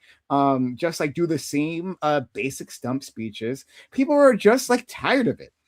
People are just tired of like the same platitudes that Democrats have given over and over and over again. That's why we're having a fight, a civil war right now in the Democratic Party, and it's a good one to have. Our friends on the Republican Party, they had a civil war not too long ago, and you know what? They produced the most consequential president of our lifetime, right? But that president like just repeats the same talking points over and over and over. And they produced. They had he's going to have the most political change that we've ever seen, and he doesn't actually. No, actually, and I think you're wrong about that. Trump is actually quite dynamic with his talking points, right? Like Trump, like actively, especially in his first term, what he would do is he would A/B test. I don't disagree with the first term, but okay, well, he's less. Yeah, he's not as good. I don't see any dynamism. Second term, he's not as 4 years. I would say in his first term, he was actually like quite media savvy there, and good with his talking points. But the second term, he's like I said, Kamala lost this thing. But yeah, anyway, so this is why I don't have it's difficult for me to see like a Westmore and a Kamala Harris and a Gavin Newsom making it, because they relied heavily on CNN, on MSNBC, on ABC to run cover for them, right? To ask them softball questions, to have them on, right, and give them the lion's share of the coverage and ignore progressives, the left, right? Speaking of Trump, like for those of us who have a long enough political memory, it's probably just me, honestly. But like when Trump ran his first political campaign, like what was infamous was the empty podium. Google this. Google this if you don't understand what I'm talking about. The Trump empty podium. What they would do, what Fox News would do, what CNN would do, and sometimes MSNBC as well, right? When Bernie was having like a rally, they would not cover it, right? Or they would, you'd never hear what he was saying, right? They would just talk over it. Oh yeah, Bernie's having a rally. It's record number of people showing up at the rally, whatever, right? What they would cut to would be Trump, because Trump would be Trump waiting for him to appear, waiting for him to appear, waiting for him to appear. They were literally be looking at an empty podium while Bernie Sanders was actually speaking, and they didn't want you to do that. This is the crutch that allowed like Joe Biden and other Democrats like him to win for years. This is what they did for them. The thumb on the political scales. But like I keep saying, they're losing power, and so like they're becoming more and more irrelevant. So it's harder for me to believe that yes, they could just run that same old game in 2028. I agree and disagree with some things you said there. I will say the new stream media is valuable in the sense that it can provide different types of point of views, different types of conversations. Like I don't really enjoy like the simplistic, formulaic, like moderated debates, but when I have a conversation with a politician, it's much more in depth about policy and it forces them to actually answer questions. So I do think this new space is valuable. And of course it has its negatives. We all understand. I don't have to litigate that right now. But ultimately, I will say there is still a lot of value of mainstream media because although some of them are dying, a lot of them still exist and a lot of them still vote. And there's a reason why a certain side is trying to buy up all the mainstream media corporations right now so they can kind of push as much as possible. And as of right now, they also have like control of Twitter and they got, True Social, which is like a hub of just pushing MAGA talking points. And then I will say the Democrats, Newsom might be like the biggest social media guy out of the Democratic candidates right now. So I think you're kind of undermining social media. Social media. Newsom is probably. I mean, if Ro Khanna, AOC are in that talking point, then no. But if they're not, then yes. I don't think they have been doing as much as Newsom social media overall. I'm talking about like amount of content and how much this content's getting eyeballs, not favorability. Favorability. No, I'm not talking about favorability. I'm not talking about favorability. I'm talking about like the ability to use social media. Absolutely, like that. That's how. First of all, that's how AOC won her campaign in the first place, right? It was through innovative use of social media. That's what got her there. And Ro Khanna, like you guys were something else. I was going to agree with you on the Wes Moore thing for one other reason, right? It's because like you were saying, oh, he's showing up, right? And that's like valuable, right? Like in Gibbs were saying like, hey, like there's a value to quantity, right? Just alone, not even talking about quality. There's a value to quantity. Ro Khanna is constantly doing the rounds. He's always out there. And Ro Khanna is good because unlike the others, the corporatist cowards, right? Like he goes to unfriendly spaces all the time. And it might be a good thing not to be in the lead, by the way. Like you mentioned Newsom and Kamala. Sometimes it's better. I want to finish this point. Then I'll go to you.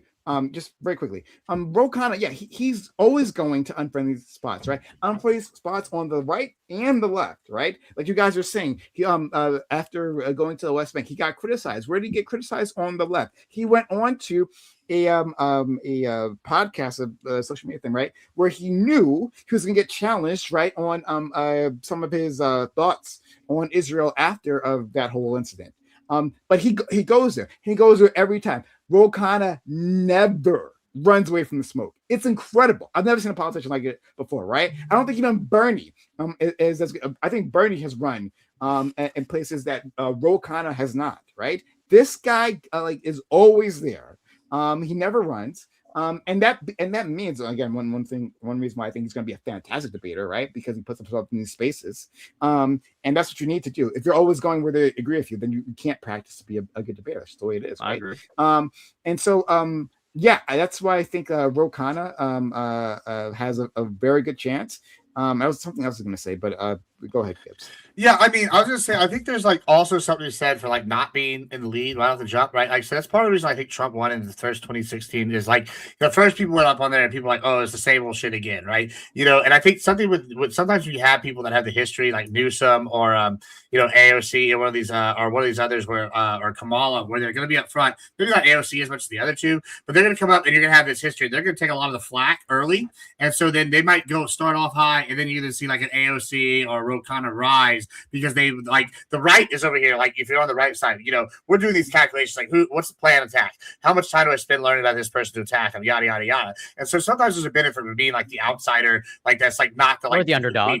Or the underdog. Yeah, or the lead candidate because you can like knock people out, right? Like when Rick Perry ran, he was one of these top people, and then he made one snafu, and since he was the top, like one of the top, it was a big snafu. Yeah, it was a big one, but sure, when you say it, it's like boom. Now this guy's gone, and so everybody's like, well, we're not going to get this guy, even though he's a front runner, right? So like what I'm saying when we were talking about who's most likely and all these things, I think Ro Khanna is an interesting one because on the right, I know that he doesn't really have much of a rep other than this guy's a crazy fuck, like he's not a serious candidate, and like if he is a serious candidate and the righties just don't know him. That could be a benefit as opposed to like, oh, everybody knows Newsom, crooked Newsom over here. Everybody knows Kaplan Kamala. Like it's like, like that's like something you can prep for, and it might be a benefit to him as well. I mean, if he's from like, if I'm looking at him from a lefty, I'm going to run this guy. The underdog. I don't mind the underdog sentiment, but once he gets on the main stage, obviously he has to perform, and that's when a generational candidate would really stand out, like an Obama was when he ran for the first time in 2008. So my thing is for Ro Khanna, I do think he's done a great job in raising his stock. He's attached himself to probably the most bipartisan controversial issue with the Epstein stuff. And I do think he's been in a lot of different spaces. So I'm not going to discount on what Ro Khanna has been doing. And now it seems like he's going to make a name for himself regarding like the Israel issue as well. But at the same time, I don't want to discount what Newsom is doing at the end of the day either, because regardless if he actually is running the account, which I don't think he is, the Twitter account Newsom goes crazy with the tweets attacking Trump and the gimmies. It is Trump-esque, but it's also very hilarious. So that one was really getting in front of people's eyes. And of course, he has his own podcast, and he's getting a lot of criticism. I definitely criticism with some of his conversation with like the right wingers for sure. But then obviously he has some center left individuals like Brian Tyler Cohen and some other politicians. A lot more. I don't really know them, but they're to be clear, I was not saying he's not doing any social media. I'm just saying that like if you're saying the most, right? Like among that group of individuals who could be, contenders, right?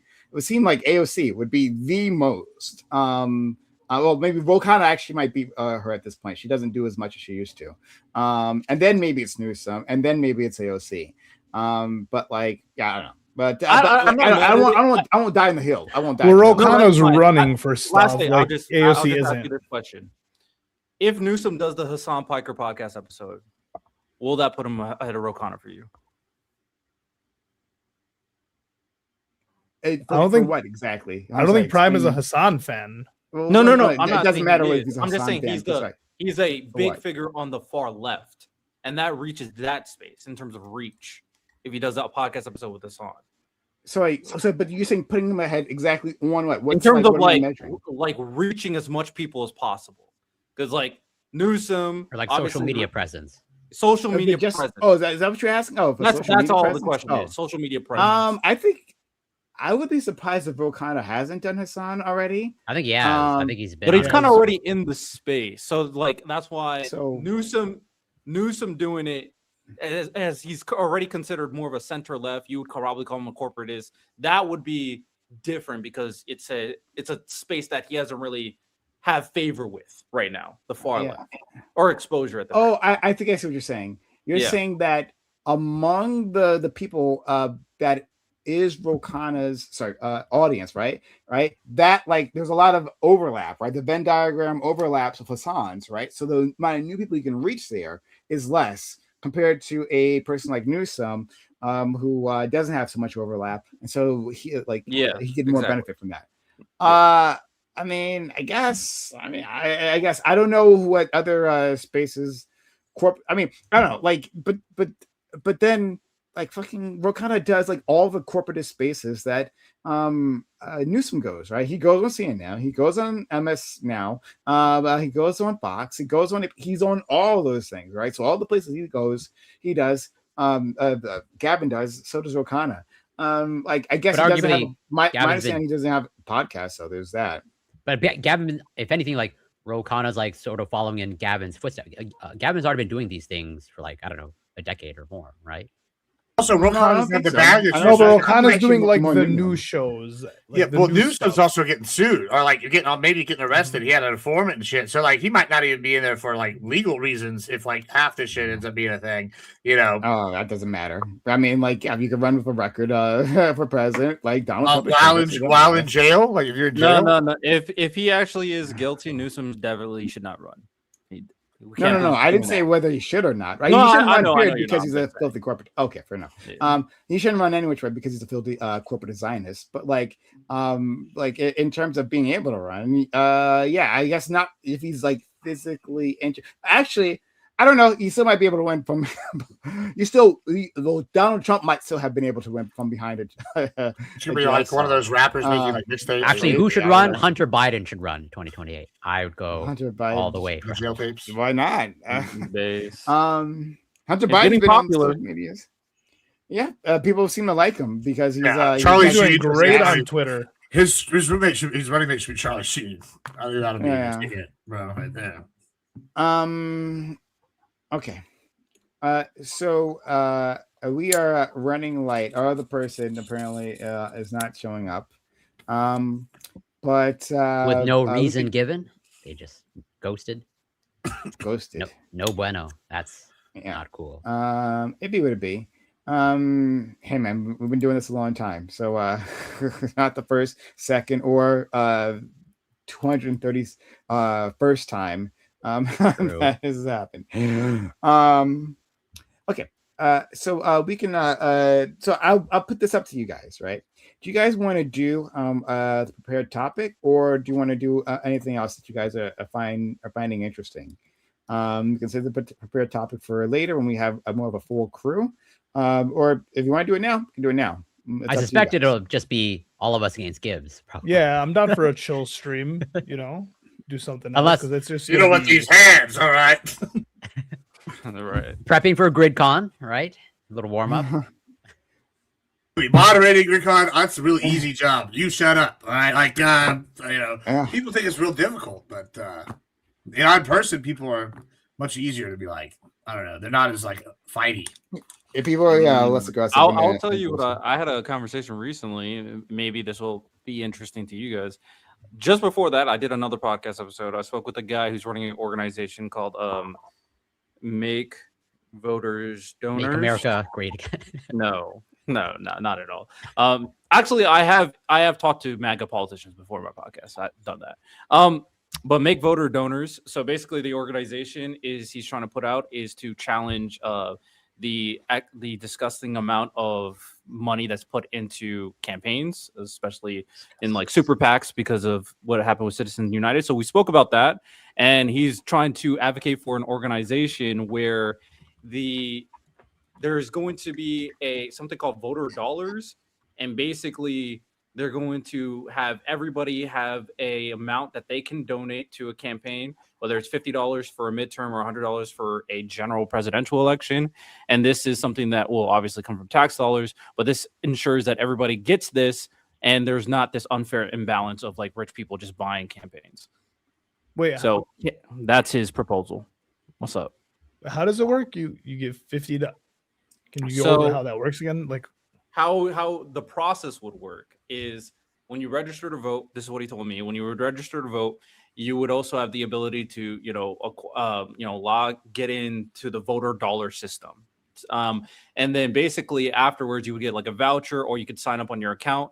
And this would have a $50 voter dollar amount, or $100 voter dollar amount, $50 for midterm elections, and then $100 for a general election. And you can use this voter dollar money to donate to campaigns. So it just ensures that everybody has even amount of voter dollar money, leveling the playing field in terms of funding. to level the play field in And terms of the voter has the funding choice for of campaigns. who they're funneling their money to. And there's not this imbalance of like Elon Musk throwing $2 million to help Vivek through a super PAC. So this is like getting rid of those, like the ability to make those types of donations, or like super PACs in general, and just gives it all to the voter. Is kind of that the idea? That's probably the intention. Yeah. Whether it can actually happen or not, I guess, is a different story. But yeah, I mean, he's just petitioned it. I think so, you know, the American, let's say, whatever electoral system, super interesting.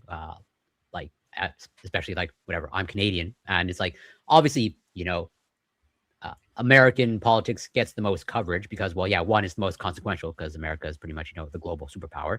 But then also it's like it seems like your election season never ends.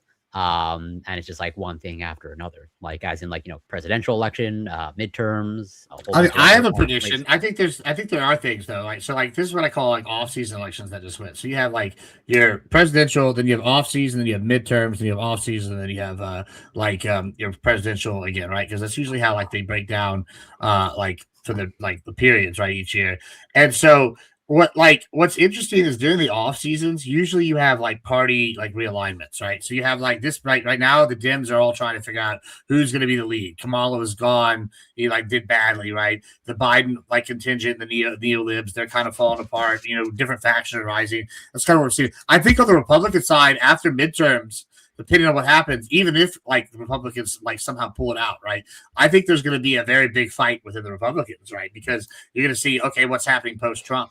Right, you're gonna have like, oh, the Christian right, are they gonna take control, or like because now we have the Christian nationalists, or it's like the imperialists gonna take control? That like, right?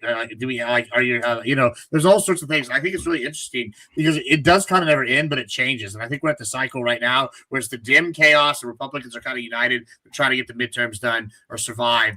Maybe both houses, right? And the Dems like trying to figure out who's a leader. And then I think after midterms, it's going to be a similar thing, but for the reversed, for Republicans. And I think it's always depends on who's like in charge of these houses and parties. It's just always changing. I think that's kind of interesting.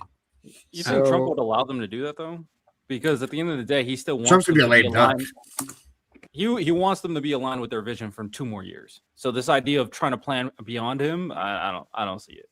What I'm saying is after midterms. So say the Republicans pull it out and keep both houses somehow, right? Which is becoming more and more of a real possibility. All right, if they're able to do that, then I think you're going to have a battle because it's going to be like, who's going to be the guy after Trump? Just look at the conservative content creator space right now. You're like Andrew Wilson, the Crucible. They're like the Christian right. And they're becoming very like, they're starting to become very like, oh, don't interact with those people. They talk to the lefties. Or don't interact with this guy because he's not XYZ. And so other people on the right like are starting to do that, right? And they're like, oh, okay, well, you have like the MAGA people, right? You have like the Ben Shapiro's and Michael Knowles and all them. But they're not to the extent like what's happening with the left right now, where it's like, you know, like just in the content creator space, you're having DGG versus Hassan, you have the Snarkers versus DGG, and like that's like an all-out civil war, right? And I think the Republicans are like at the phase before that, but they're like kind of united, like we have to beat the Dems to ensure at least MAGA for the next 2 years. But after midterms, it's like, okay, well, we're guaranteed to keep it till election of the next president. So then it's like now we can fight each other. Like that's kind of the difference, I think, right now. The Republicans will like unite more to like get one goal done and then fight, as opposed to Dems will like fight. Y'all fight like kill each other just if y'all don't get a goal. There is a lot more infighting, it seems like, on the left and the right. Yeah, but the Republicans do it. They do it like more subtly. It's like subtle, one big fight and then it's over. And then versus y'all are like always fighting. I don't know. I mean, not always. I disagree. Like, no. I'm talking about like in terms of like when what it looks like when Republicans fight. But like, putting that aside for a second, we can go back to that topic. But like, I wanted to tackle what our friend Riddell brought us. With this, was it the money voter scheme? Make voters donors is the make voters donors. Excuse me. Yeah. Thank you. So this is an old idea. I've been hearing about this exact list for years, and we've talked about it for years on this show, and others. Like this isn't new, but so I was sitting here like what are my talking points on this? Like thinking about it from a few years ago, and I remember what my problem with this was. At first blush, it sounds like a good idea, and I'll make a caveat here. I'll say all this with the caveat that I haven't actually heard this person speak that you were talking to. Maybe his plan accounts for all these things. In that case, then maybe I'll change my mind, right? But like. First, it does rely on. It seems like it relies on name recognition. That the person who's simply well known, the most will get the money, right?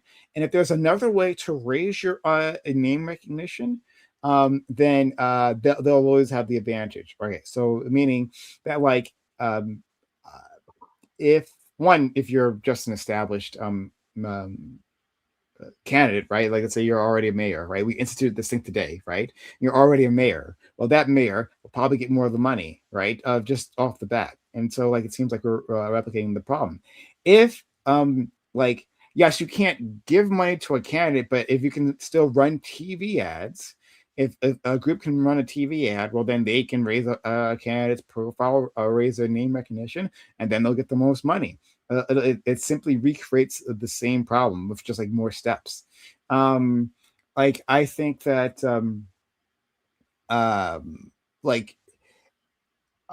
I want to fund candidates, right? I want to give them a maybe some sort of baseline so people can actually run a campaign to get them started. New York has something like this.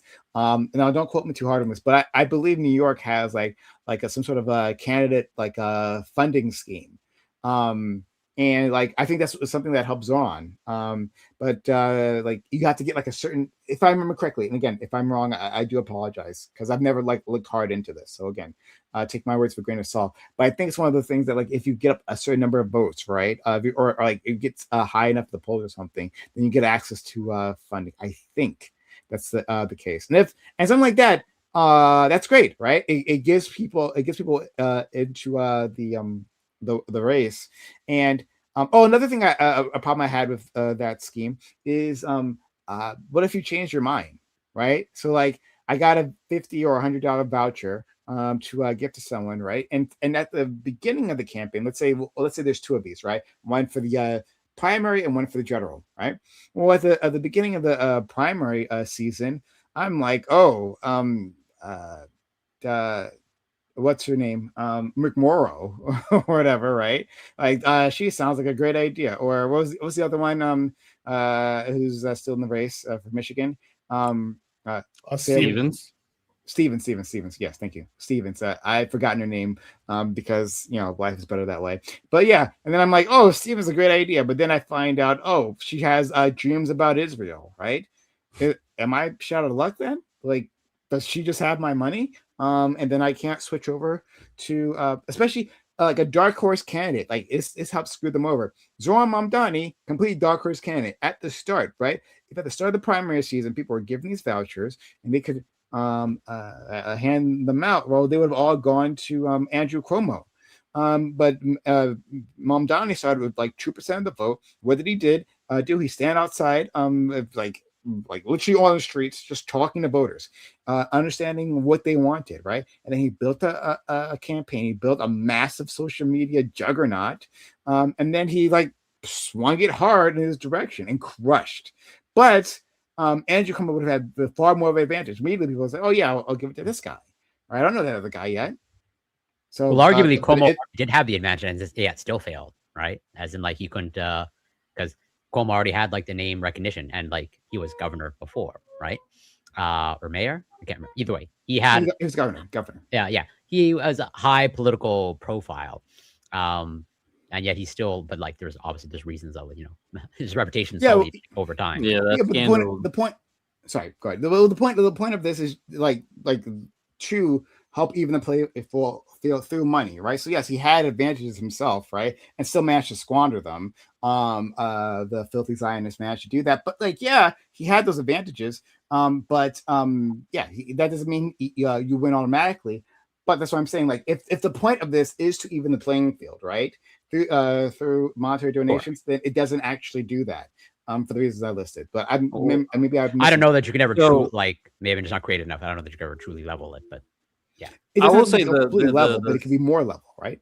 Sorry. sure. the second point you brought up in terms of like what if they change their mind, I mean, that sounds like a them issue personally, because I'm not aware of you making donations now and then being able to take your money back. I don't think that's really a thing. But I do think that this was advocated under like the current framework of like based off like current issues with our campaign financing with the Citizen United. The whole idea, which you brought up, was that right now they're trying to make a claim that spending your money is equivalent to free speech, but obviously that's nonsense, especially if you can, send more money versus other people. The equality of the value of the speech itself is automatically deteriorates right in front of us. So he's trying to even out the play field. So if it's free speech, then we all should have equal amount of free speech, is my guess. But I also agree that if you're going to advocate for something regarding limiting campaign financing, you do have to cap the amount that being put out to finance these super PACs. And then, of course, there needs to be a serious conversation in terms of like social media and media, showcase of like the candidates, because right now it's heavily skewed with certain people who have more ownership over certain media companies now versus the other side. So I do think it's a combination. Sorry, I didn't mean to talk over you.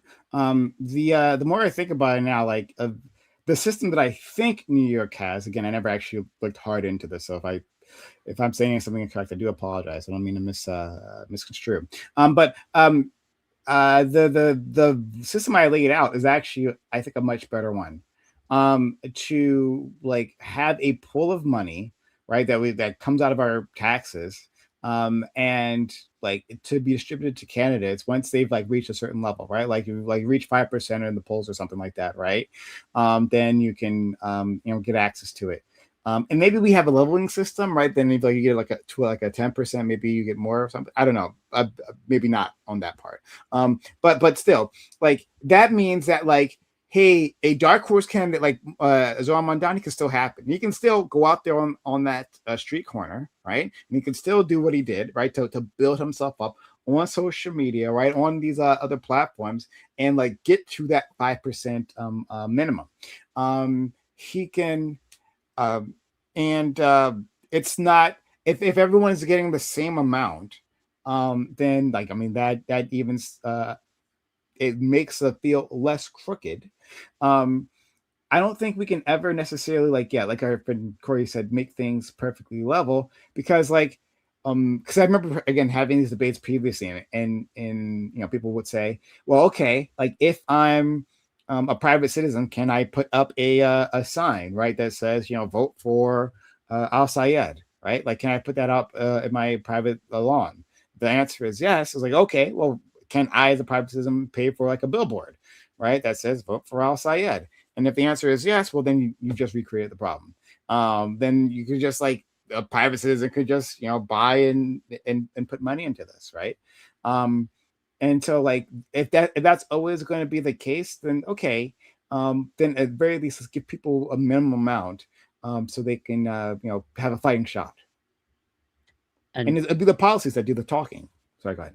I was just saying, so before what I was trying to bring up before is like, well, how do you guys feel about actual like actually maybe it's already in place and I just don't know about it, but like do you have formal election periods in the United States, as in like something like legally set in stone, as like campaign season is like this many days, or like there's nothing? No.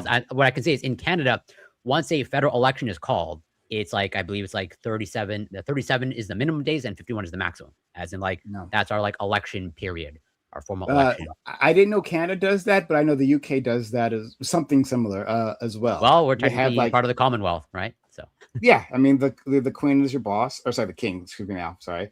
God save the King. And if he shows up, right? Canada like gets himself shipped right.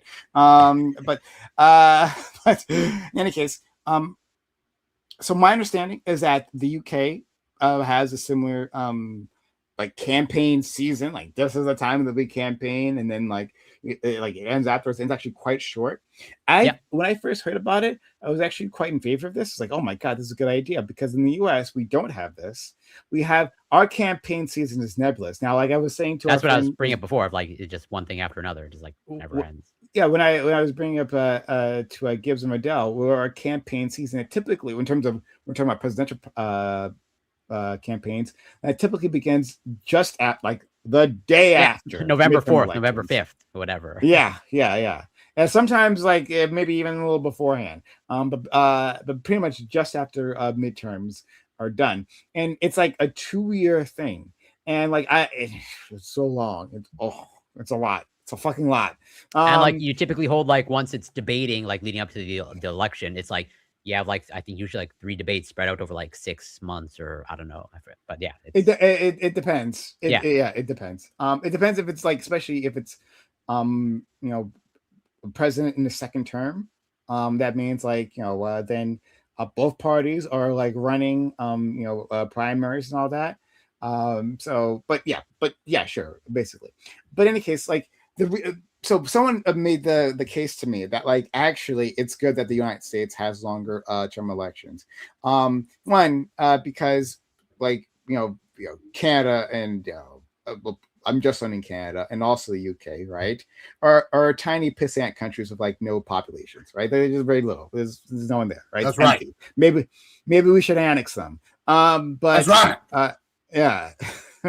I know it makes my friend Gibbs happy. But yeah, I told you, you're perfectly aligned. We are aligned. Gibbs 2.0. Yeah, we are aligned in quite a few things, actually. There's no joke. Yes.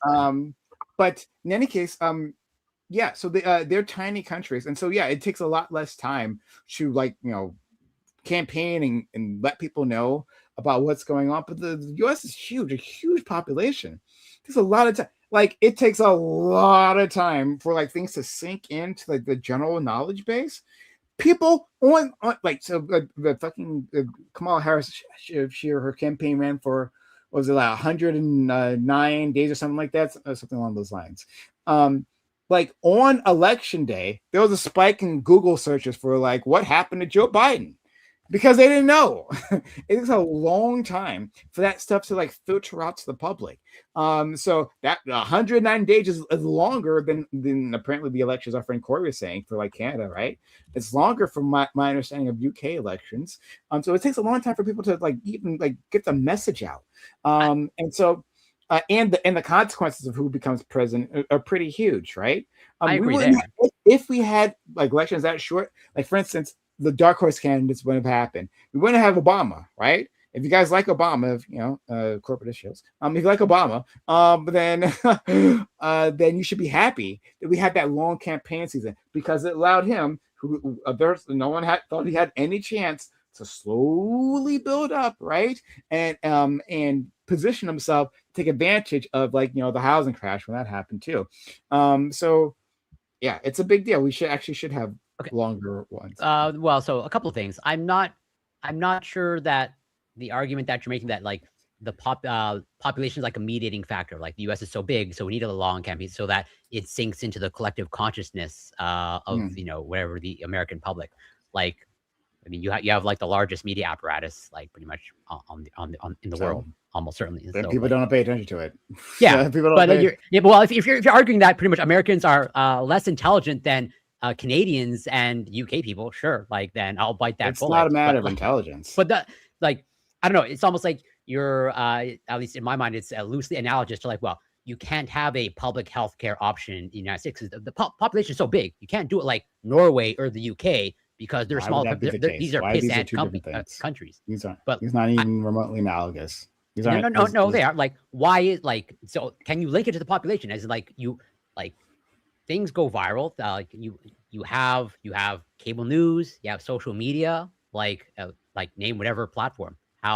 Why is it a requirement for a extended election season to just get people informed? Like it scales with the country. Like our media apparatus in Canada is like we're a larger country than you just by sheer size in terms of land. Okay, which and like also our media makes apparatus. No difference. I war agree- crimes. I agree And with war you. crimes. They have I agree with you. As in the land just being a lot like it's not a moderating factor. Yeah, or it's about the variable at all. population. So I don't think okay. it's about population. Like how link it to connect the dots. Sure. First of all, I'll have to disconnect the dots because healthcare would have that argument has nothing to do with here, right? Because we have a larger country. Do you need to fund That's healthcare? about do the- you need to fund public healthcare?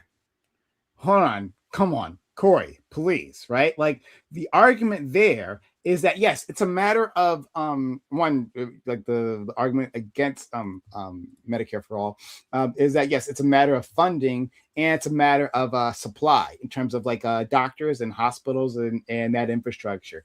That's the problem. And when we're talking about elections, it's not a matter of like not having enough money, because when we're talking about the Medicare for all, we're talking about a system that will take trillions of dollars to run. This is a tiny drop in the bucket to run our elections compared to the federal budget.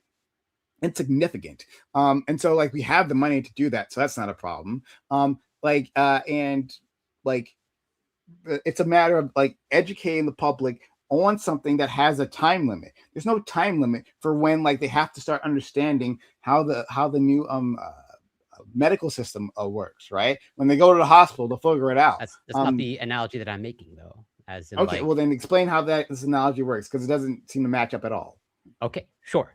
I will attempt to explain it. As in, like, so I imagine, like, if, like, I pretty much more or less made the argument of like, you can't have a public healthcare option in the United States because the population is so wide and you can't fund it. But I'm pretty sure you'd probably push back of like, well, no, as in like we can scale it up, as in like relative to our population. There's no reason why we can't scale up our budget so that we can meet the medical needs of the population of the United States, like they do in, well, obviously there's imperfections in UK and Canadian system, but you seem to, I would imagine, you intuitively or recognize that the large population can scale up to fund public health care in the United States. Is that a fair assessment or not? Sure. Yeah. Okay. I don't see why you cannot apply that logic to you can scale it up, as in you can inform the public in a defined election period because you have the infrastructure and you can scale up the infrastructure to inform the public. But that's how that applying more money, right? Okay, so let's just use simple numbers so we can try to understand this, right? We're going to say 100 days, right? 100 days flat, right? Within that 100 days, what do you do? Okay, so we're going to apply just a lot more money and more money and more money until like we are effectively like get all campaign points to eligible voters, right? Well, how do you do that? Well, are you going to do it through TV slots? Guess what? Within 100 days, there is a finite number of slots. You can actually buy them all. At some point, you can buy them all. And then in that period of time, there are people who will not have seen those slots. I won't have seen those slots, right? Because I don't watch TV advertising. You can buy the finite number of radio slots, right? You can buy the finite number of billboards. You can print an infinite, I guess, amount of pamphlets or something and hand those out. So that's one thing, I guess. But like there, at some point, there is a saturation point, right? And presidential elections are the elections that reach those saturated points usually, right? Maybe right now, like the Al Sayed and Stevens thing is reaching that saturation point because of all the Zionist money flooding into there. But right, usually these races are much smaller in scope. And for presidential elections, right, that's where the money advantage actually, like, it's not insignificant, right? But it matters at least because you have the earned what's called the earned media. I think it's called earned media. Earned media attention that you get from like news from people covering you, right? Covering the presidential election, but they're already doing that, right? And there's a saturation coverage during election time, right? It's already everywhere. And so, like, where are you applying this money to? Well, right? You can apply more money to Leslie, very quickly. You can apply more money to build more infrastructure for Medicare for all, right? Build more hospitals. You can hire more doctors. You can help more students get through medical school, right? You can do that. you can apply more money again and again. But for $100 fixed period, $100-day fixed period of time, there's only so much campaign spots you can buy. Go ahead. But there's still like everything you just said, like that. I agree with you that there's limited TV spots and whatever. If people still listen to radio, there's technically limited radio spots. But there's, aside from like the space constraints, there's essentially unlimited billboard and pamphlet. Well, no, there's a limited billboard supply. There's a finite number of billboards in America. Yeah. Well, I mean, when I say in terms of like, there's nothing, let's say, stopping you from increasing the amount of billboard space. Oh, I saw I see what you're saying. Building more billboards. Okay, fair enough. Yeah. But like, even then, and also to further clarify, like, even though yes, we have, let's say, a fixed election period or a campaign season in Canada, that does not rule out that like there's absolutely like no campaign activity at all, like 0%. Outside of this fixed, campaign season. It's just like I believe certain rules and regulations kick in terms of financing, but like you can still like get your name out there, but before our fixed election period. It's not like once. I mean, I guess that's similar to America then, because only when the elections really start kicking up in certain periods of time where people start saying, vote for me for president. The other times is them just raising their own personal stock and calling donors. That's the only no, but that's not similar to us, because what he's saying that there's like specific rules, right? Like right now, right? Like fucking Gavin Newsom can like announce himself for president and start advertising right now, but there's no restrictions there. I don't think that can happen in Canada in terms of like whatever, vote for me for the next prime minister type of thing. Even though it's like not legally applied, it's like implicitly applied. So people don't. But it's not enshrined in law. Does it need to be? That's what I'm asking. Of like, maybe it should, but nobody does that. But sorry, I don't. So let's look at it from other way. What is the advantage we get from shrinking this, right? Rather than having a long dated time scale. Well, so I think the potential advantage is it limits the amount of money and spending to a certain extent.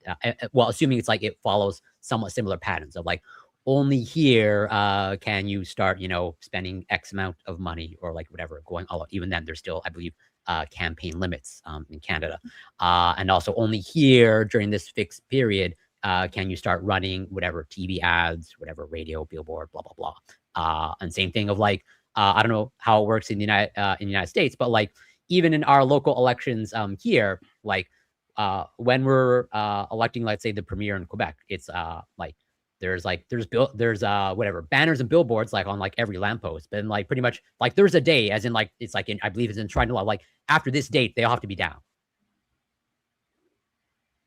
I don't know if that functions like that in the United States. No, we don't do that. But like I mean, limiting amount, but like even then, especially when we're talking about presidential campaigns, right? This might be a bit more useful for the smaller races, but like for presidential campaigns, because the stakes are so goddamn huge, like a lot of money is going to flood in. Like people are going to try to maximize amount, even if like there is a saturation point, even within the 2-year time span, right? There's a saturation point as to like simply applying more money, raising another $1 billion, right? Closer to the election really only gets you so much, right? Or maybe gets you literally nothing because there's nothing else to buy here, right? Like in the end, what you need is people power to actually be excited about your campaign and then go out there and organize for you.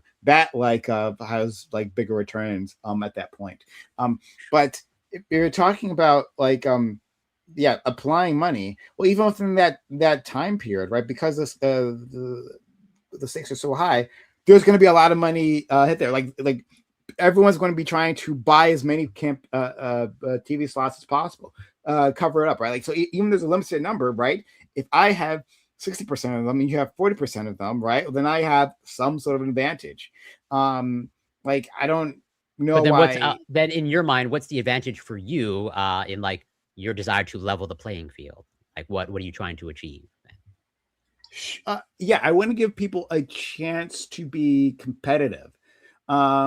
And So I'm so throwing that idea out there with that same intention of like, as in if it's, let's say, more or less like enshrined in law, or like it's in the collective conscious and enshrined in law, like this is our election season, then like a potential candidate can prepare for that. Of like they don't need to do it all year, even though there might be other people doing it all year, but then it's like now is like my opportunity. They can take the the steps. more I think about it, the less I like this, right? Because especially if as a on the left, right? Young people who is like the a big constituent on the left, right? And a lot of marginalized people, like they are farther removed from political conversations than conservative voters, right? Like the older voters and whiter voters tend to engage with this more. And so, like within that short time period, you have to engage a traditionally disengaged group of people rather than having 2 years to do this, right? You're limiting yourself. This would only hurt Democrats. Like I just don't see how this would help at all. Well, I say it somewhat jokingly, like if it only arguably then you would want that if it only hurts the Democrats. I mean, fuck the Democrats. But like, no, it's fair. But it would hurt leftists even more, though, right? Like the further left you go, the further more of those groups that you rely on, actually. And yeah, so I don't. I see. I don't know for sure. Like, I take your point. That is a possibility. And like that is therefore I can see that potentially happening. I don't know. That's obviously until we run the experiment, we'll never know. But like, I take your point. Yeah, I just don't see the overall need to create a election season. I agree. There's no need because obviously it's functioning now. And yeah, there's no need to do anything technically. No. The need would be capping finance spending. But there's no need to do that technically. Well, yes, there would be a need to do that if our aim is more fair elections. Okay. Okay, with that caveat or that qualifier, I just don't see the conclusion of, or I don't see the cause of your proposal actually leading into that. I feel like it just won't really make a difference. I just proposed it as in like this may or may not be beneficial. Like at the end of the day, nope, you can't predict how policy will play out until you actually try it. But your criticism is totally valid. I don't disagree with it. The advantages of like limiting PAC spending, right, are actually bigger because what PACs do, they engage in election bundling, right? Like donor bundling, where they take in they do those low lavish parties, right? Here and the candidate shows up, and then these rich fucks can get a picture of them, right?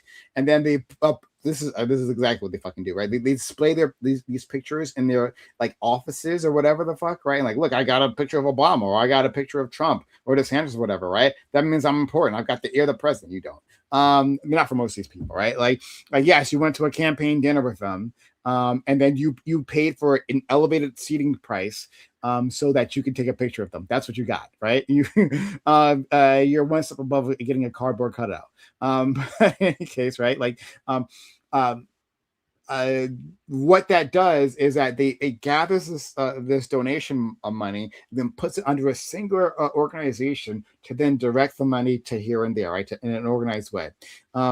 Like if you limit that spending, right, but don't limit individual spending, that still in itself has a massive effect because most of these fuckers, right, aren't politically savvy, don't have the time. I mean, they actually might be business, like they might be captains of industry, right? Don't have the time to like be running a political machine in the background. They might be a big fan of fucking DeSantis or whatever the fuck, right? But they just don't have the time with the know-how as to how to apply their money, right? I guess now they each have to hire an individual to apply their money for them in some useful manner, right? That's why they give it to like an expert or an organization that shares their values that will apply this in a manner that would be useful to them. So like if you take that power away from them, yes, people can like I said before, put up a sign, right, and buy a billboard, and some of them will, right, but like many of them won't be able to do that.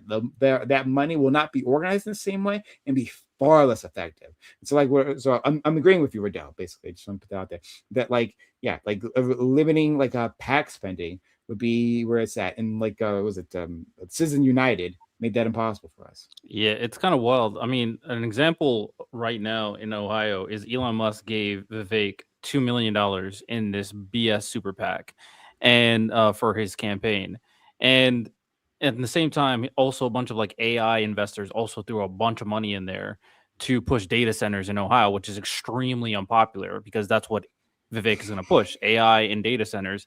And the funny thing is, Vivek's also invested in AI and data centers, so he's actually going to make money if they start building data centers in Ohio at the same time. So that, and also in part, the idea that lobbyists, which is like typically the people who are giving a bunch of money to these organizations in the first place, could also propose potential types of legislation. You can really clearly see the conflict of interest. It's supposed to be a situation where you donate to these PACs, super PACs, and there's supposed to be no like colluding between the super PAC and the campaign. And that's obviously just not the case. This is not getting enforced. They are clearly working with each other. Literally, Vivek and Elon were going to be Doge buddies at one point. So yeah, the current way it's working in terms of like certain individuals and certain tax brackets being able to just pour monies to get certain things that they want to pass to like pack their pockets, it's problematic. That's like one of the big issues right now with our elections.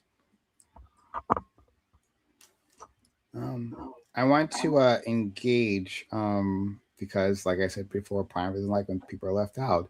I want to engage Gibbs and Ali in the conversation. Over here gloating. I don't know if you saw what I posted in the background, but I'm having a good day, brothers and sisters in Christ. Could you tell me? Sorry, like this is quick. Could you explain to me what happened with Counterpoints? You're saying something happened with him, and like, is it something? I can explain what happened with Counterpoints. Okay. So we have. What do you guys go into? Because I'm gonna have nothing to say. I'm not involved. Connor, yeah. I'm not involved. Connor, don't attach me to whatever's about to happen. No, this is all Gibbs. Riddell is totally innocent. Fuck you, bitch. I own you. Anyway, go ahead. So, you have the implosion of Connor and the exodus of him from DGG. So what happened was, Connor gets into starts hearing through the grapevines of Destiny's sexual exploits with another woman, right? Where she claims that they were doing some weird role play, age play, so on and so forth. So Connor calls him out. Connor calls CPS, so on and so forth, does the whole thing. And now, all of DGG hates Connor. Wick, Destiny, all of them are on like a constant attack of Connor over this because he apparently turned on Destiny and they don't think this is the right thing to do. 1 second, this cat. And so now he's fighting for his life. I'm not gonna lie, in the streaming space where constantly anything he does is just his metaphorical or his livelihood. Wow, this is no, literally, because like while everything that's happening is like he has all of DGG at this point attacking him like constantly 24/7, and he can't really do anything at the anymore right now. Well, and there's also like people that like obviously don't like Destiny and them, so they like teamed up with Connor. They're like, yeah, we'll use Connor for our own ends because this is former. But what like I guess they're not realizing is how many of us conservatives fucking hate this guy. We all of us, every single one, because he's not really conservative. He's fucking a fake liberal Nazi, a piece of shit. Anyway, long story short, y'all, my reasons for hating Connor are a plethora, but. Basically, since he fucking got hit by DGG, his numbers crashed. And so that left him with his 40K channel. Well, if you didn't know this, 40K channels are being taken down left and right. And he basically already trashed his 40K channel when he did this debate with Danny Fortuna and co-signed this tourist leftist bullshit about the female femstones and just like embarrassed himself war-wise. He lost his audience, right? So he's just doing all-around failure. Well, today, just a few minutes ago, he posted this thing on Twitter, and he posted this shit about, oh my God, the reason, and this is the direct quote, because Vince Wilson was going in there and promoting GridCon too. So he was in there promoting this thing, and he's like, yeah, it's a real problem that if I want to come back to the debate space, I'm going to have to like get over my hate of Admiral Gibbs because that's like single-handedly stopping it. He's just like it's a great, go watch it. It's 2 minutes of him just booty hurt about Papa Gibbs, and I just want to say... Counterpoints is good. Counterpoints loves to he does love to die on a hill. That's one of his favorite things to do. He will die on the hills that he makes. I'm a bad person to hate. I just keep winning. I think he's pretty prideful. No. That's But this whole thing, though, this person that you're sharing, Gibbs, I get that it's in benefit to you, so gloat away. But I bet he's a leftist speedo, probably. This whole like attack between DGG and Connor and what seems to be like the snarkers or what they call the leftists, right? Yeah, but you see how I commented today? I was like, okay, this is not what a conservative. I was like, oh yeah, I know plenty of conservatives are going to go to LibCon, or I know plenty of conservatives are going to go to like, whatever Debaters Do America, which are these like super leftist events. The only reason a conservative would go to that is so you can like make content like arguing with people, right? But that's not what he's going to do. He's going to go in there, co-sign their agree, like whatever they're saying, which is what he always does. And so like when I'm like, it's perfect opportunity for all of us conservatives to be like, listen, we all think all the lefties are a piece of shit, but like at least call it out that this guy's just an operator because he needs to go. He operated on this side for years and fucked all of us, and now y'all are finally seeing it. He's an anti-Trump Republican. I will say this. I have a lot of issues with like the current like drama stuff. I think a lot of it on different angles have been gone way too far, got way too personal, and there's blame all around. But I will say it's kind of similar to like the conversation with the left. You could be conservative and just like hate everything MAGA's doing. I mean, if I was claiming I was a progressive, and I was like, well, by the way, I'm actually a Gibbsian progressive, so technically everything I say is fucking like left. Like even though I don't represent any of the values, I've heard a lot of values the beef between Gibbs and Connor is a bit different. Conservative. Like he's super pro. I don't give a. So what? So are the communists. What does that mean? That means nothing. Being pro-gun isn't fucking for the right. Like that is 100% for the right. What do you mean? Okay, why are all the commies pro-gun? Every single one, almost, is pro-gun. I don't know about that. I don't know about all that. I take your point that probably most are. He even tried to. He says he the way you hate Connor is how he talks about like Tim Miller, and also like he's like a big like technocrat conservative too, where he would like be advocating for like certain technocrat type stuff. Connor's a neocon. No, he's not. No, he's not. He's a neo-lib. That's what he is. He like distinctly is this thing, right? And like he likes war. He likes the Middle. He wants to take over the Middle East. He wants to take over. When you look at him, so which all could be neocon positions, but then when you start asking about his domestic positions, they all line up with the neo-libs, right? They're like, I want 90s. They're like, he wants like Trump domestic policy for a lot of shit, right? He's like, and so you're just sitting here going, oh, this is a neo-lib. Like that's what he is. But he's like convinced y'all, since he has a slight baritone in his voice and a slight less like that he's like, okay, I'm a fucking conservative, and I'm going to say this forcefully and use like edgy language, and that makes me conservative because I use the F slur. That's not what a conservative is. Have y'all once ever heard me use a slur like on here? No. Like, I hear you slur your words, but I agree that's different. That's fair enough. But you get what I'm saying? Like his channel seems to be still up. It's up. It's just like it's up. It's just DGG when any group of people are brigading you in the way that but that's not good. Well, he went from like averaging thousands and hundreds to averaging like 8. So now he's in the 40s. No. And it's 8 on Twitch and it's like 20, 30. Wait. Okay, so I want to clarify. Like, are you saying that like his Warhammer channel is like whatever? Both. They're all no. His live stream. Okay, I'm not done. Can you? Yes. Okay, but at least. From what I shut up, Ollie. Go ahead, Corey. From what I can tell, like, can anybody have like a conversation and like just go back and forth? As in, like, from what I can tell, I'm on his channel. Like, he posted 12 days ago. It's 27K views. 3 weeks ago, 19K. Like, a month ago, 30K. That's what I'm talking about.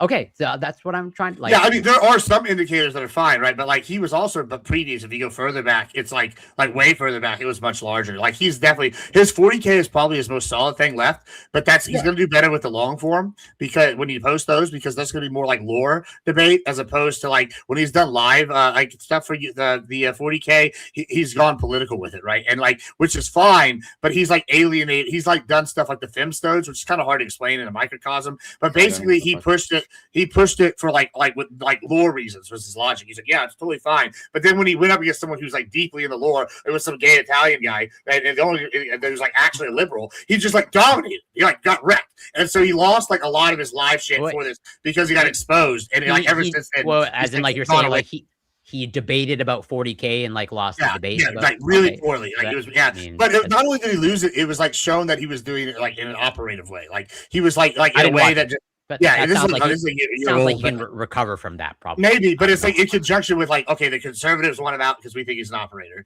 Like that's been fucking us over for years. You have the Destiny shit, and you just had this other incident. It's like all signs point to failure. And then now he's coming out saying, I don't even know if I can do the debate space because Gibbs is there. I'm like, man, your pussy tastes great. I can't help like to enjoy the tears that are watering my steak this week. Like I don't love it. disagree that he It's shouldn't been- necessarily like it's avoid down you. Texas, but- and now I know it was his tears that were the offering of the But, rain. like, I mean, anytime Connor and Gibbs have been on a panel together, they just so they there is. I'm no, aware. I've been there there's each no time. conversation, Okay, yeah. but like, No, like, it seems like if I'm assuming, I don't actually know for sure, but I'm assuming, let's say his Warhammer channel is like his main source of, I don't know about income, but like that's, let's say, the lion's share of his social media income.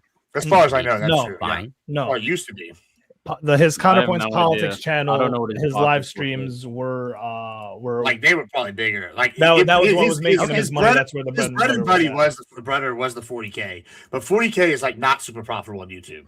Like unless like you're a massive person. I don't know. It really depends on how much he was getting from super chats from live streams versus the Yeah, ad revenue he was from getting- his he was long-form getting- video. It was the live streams that were pulling, and then the war with DGG kind of leaves him with the 40 to 50K, 40 to 50 concurrent live viewers, where he was getting to about 150 to 200 at any given point in time. But I mean, yeah, like, there's no reason to believe that he can't, like, it may be a spiral to the bottom. I don't know, but like this happens with many streamers. Like this happened with Destiny many times, of like Sure. a dip and come back. Yeah, up. but he's not. It's He's not not. the end of Yeah, the but you have world. to have a big enough name, and the issue with what was happening with Destiny and the like counter it's proven is that like when people are linked to Destiny, and that's kind of where they're getting their fame from. The minute that guy decides to turn it off, like, yeah, you can go do Well, your own thing, but now you just have to build your own community from somewhere else. Let me talk to my crystal Kind of- girls out there. Let me talk to the crystal girls. Hey, crystal girls. All right, y'all where's believe in- Lactoid? He's Y'all there. believe it? Yeah, I know. This is really a lactoid thing. Listen, these women, y'all talk about astrology and crystals and karma. This is what karma is. There is not a nicer person in the world than Gibbs until you're on my bad side. And then all the bad things in the world start happening. There's a reason every time someone comes at me cattywampus, my life just dramatically improves. I'm actually like an incubus, right? I like suck off like the pain and suffering that you're having. It makes me more powerful. So like yeah, that's right. And I'm just feeding off it like a very like a parasitic thing. But my life's going to get better. So like guys, this is karma. You come at Papa Gibbs in a nice way, a reasonable way. You can call me an idiot. We can do whatever. Good things happen with, but or you can be Connor and you can watch your career go down in a flames, and you're not going to be like the Phoenix because your counterpoints. I don't know that it's in flames yet. It seems It's like it's in tatters. It's gone. I think hobos are pissed. I mean, on I it. think you're a little bit sell it. biased. I Let- think you're a little bit biased. I think everyone knows that you're biased. I'm He's just doing telling all you. right. He's doing all right. He'll be the fine. hobos are pissing on his star right now, and like I'm not talking about a star on the Walk of Fame. It's more like the star on a Hershey wrapper from one of those blow pops from back in the day that was blowing in the wind. That's what the I'm star they're pissed on. what I'm saying is Shout for out the personal drama. for the other side, right? It's very Where, satisfying. where it seems that now we're back to Destiny, at least in this sphere, trying to be held as like the liberal. I'm just saying gods and that liberal video I kings. posted is about to be a bunch of sound clips for me. I'm gonna like have like alerts that are gonna have him bitching these different phrases. Oh, it's gonna That's be New not soundboard. That's But yeah, Sounds so pretty like great. I don't like that. I don't like where that's going. Where Destiny is back to being the liberal king. At least he's being hosted up by the the usual culprits. It seems, and I think that's a little disgusting. That it's Destiny versus Hassan, right? And in that war, I'm sorry, but like obviously, I do pick the leftist side in that war that's happening. Well, so I don't like I mean, Hassan, so yeah, I would probably but align with Hassan, Destiny. But I will is say an this: idiot, I don't think though. he's the Like- liberal king. He's just the biggest creator in the liberal space. But, which is but like, that- of course, that's a you're gonna have problem, though. that. That's You kind know of an what? issue. So that's an issue. What are you if gonna like, do? Take away his following? I don't. yeah, you guys keep if the support keeps being there, right? I mean, that's kind of like the issue is like it seems to be that the liberals are picking the worst of people to support, And that's like the issue where the leftists come in and they're like, they feel like they have the moral superiority over the choices when it's like vote blue no matter who. And it's like, well, that leads to Destiny being the leader of like the Democrats and the digital ground game and the campaigning and so on and so forth. And it's like, well, if you're going to compare the shit between Hassan and Destiny, well, I mean, Destiny is clearly the least moral actor in that, like, back and forth. And I'm talking about socially, right? You guys are. I do think he's a sexual deviant. I'll give you that. My thing is with this. I don't, unless you're calling him the king.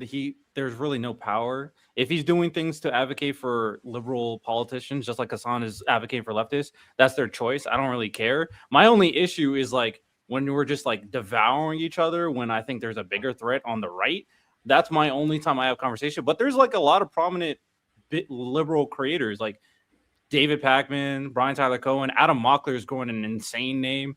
I don't see Destiny being like the king of. Well, I mean, he arguably was a critical piece He's in important carving the space, or maybe a trailblazer, or pioneer. I don't know.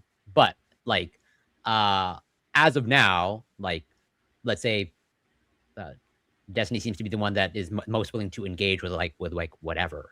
As in, like, he doesn't shy away from anything, as opposed to like Hassan. That's really I always got to give that to Destiny. Like I always got to give him the advantage. Is that like he wants to smoke? He's always willing. Hassan's a coward. Engage. Yeah, Hassan. Yes, he is a coward. But like, that's fair. Should you want should you prop up someone on your side? Here's our coward. And please, so I think the issue where it comes between the leftists and the liberals is, and this is the way I see it, is that for the leftist side, they want to get shit done, right? Whether it be extreme, whether it be rapid, but like they want shit done. And what it seems with the liberals is that they're okay with the long fight that they know it's going to take, like the 10, they want it to. They're incrementalists, yes. Yeah, and it's like, well, we don't have time for the long fight when people, at least the perception of people is that they're going hungry, they can't afford their rent. No one has time for this incrementalist argument. And so that's why the leftists seem to kind of be boosting. And in a world where it seems to be a capitalism versus socialism versus communism, and everyone just thinks that socialism is free healthcare and college, right? That's all they think. That's because they see the other countries, they see lesser countries than us having these things. And it's, you mean those pissant countries, yes, like Canada? Exactly. And so from the leftist side, they're like, hey, we're in America, we're the greatest country, we're supposed to be the greatest country in the planet, blah blah blah blah blah blah blah. But it seems that the pissant countries have all the shit that we want. We are funding these things, and then we can't have them. And the liberals are like, listen, guys, it's just, we got to take it step by step. And it's like, well, the Republicans don't take it step by step. They just do whatever the fuck they want. So yeah. I'll bridge the gap in the saying that it may have been that way because traditionally, of course, incrementalism was like moving things forward, and we were moving in a good direction. But now we're in a unique time where we can't do that anymore. And ever since we are now in the unique time, I think a lot of liberals have been advocating for pretty aggressive policy, like uncapping the House, Supreme Court reform, banning gerrymandering. They're not a lot of them are like fully on Medicare for all, but they're all pro public option. Public option, though. Like I'm not. So I'm just saying there's ambitious policies now. A lot of the liberals are locking in. And one thing I agree with you. This is one of my big concerns, and this is how I really was like, bro, we got to start actually doing things. A lot of times it did seem like they weren't actually doing like political activities enough. Like you guys could be talking to candidates. You guys could like organize and do what DGG is doing now. But it took you a while to get here. And I do think they should have been. But like those first three things you said, what were they again? Something gerrymandering, something and something. Uncapping the House, getting rid of the filibuster. I didn't say that, but I'm gonna add this. And then Supreme Court reform, banning gerrymandering. So those all probably sound great to someone who knows policy for the voters, right? Like all they hear is, well, I'm not getting my free healthcare. And it doesn't seem like you guys are even talking about the free college. And it doesn't seem like so that's like when the first four things you name are like things that people maybe should care about in politics, but are like don't feel like those are going to affect their immediate lives, or like it's not the things they necessarily care about. Like I agree there. Those not addressed material conditions. I gotta say, this is making me feel really good about you can't. You know what? I agree with you, but those are the what you need to do to address. Yeah, but or you can do what Trump is doing, which is saying, which is say, hey, I'm going to go after the meat packers. Hey, I'm going to go after these grocery companies. And if they don't lower prices, and then all of a sudden the company's like, I don't know what Trump's going to do, so they just lower prices across the board and take a loss for a while. Consumers are going to go, oh shit, price is low. That's all that matters. Nothing you're doing is working.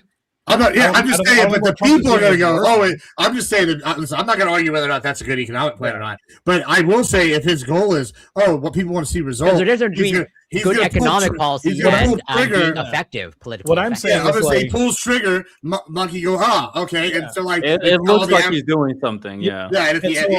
But the issue is that like right now, if like Democrats win, well, they have to reverse and work back from all the shit that Trump has done. So it's like, we vote Democrat now, we're not going to see any effects or any fucking. we're going to get back to status quo. And we're back again, baby. I just disagree. I vehemently disagree. I disagree.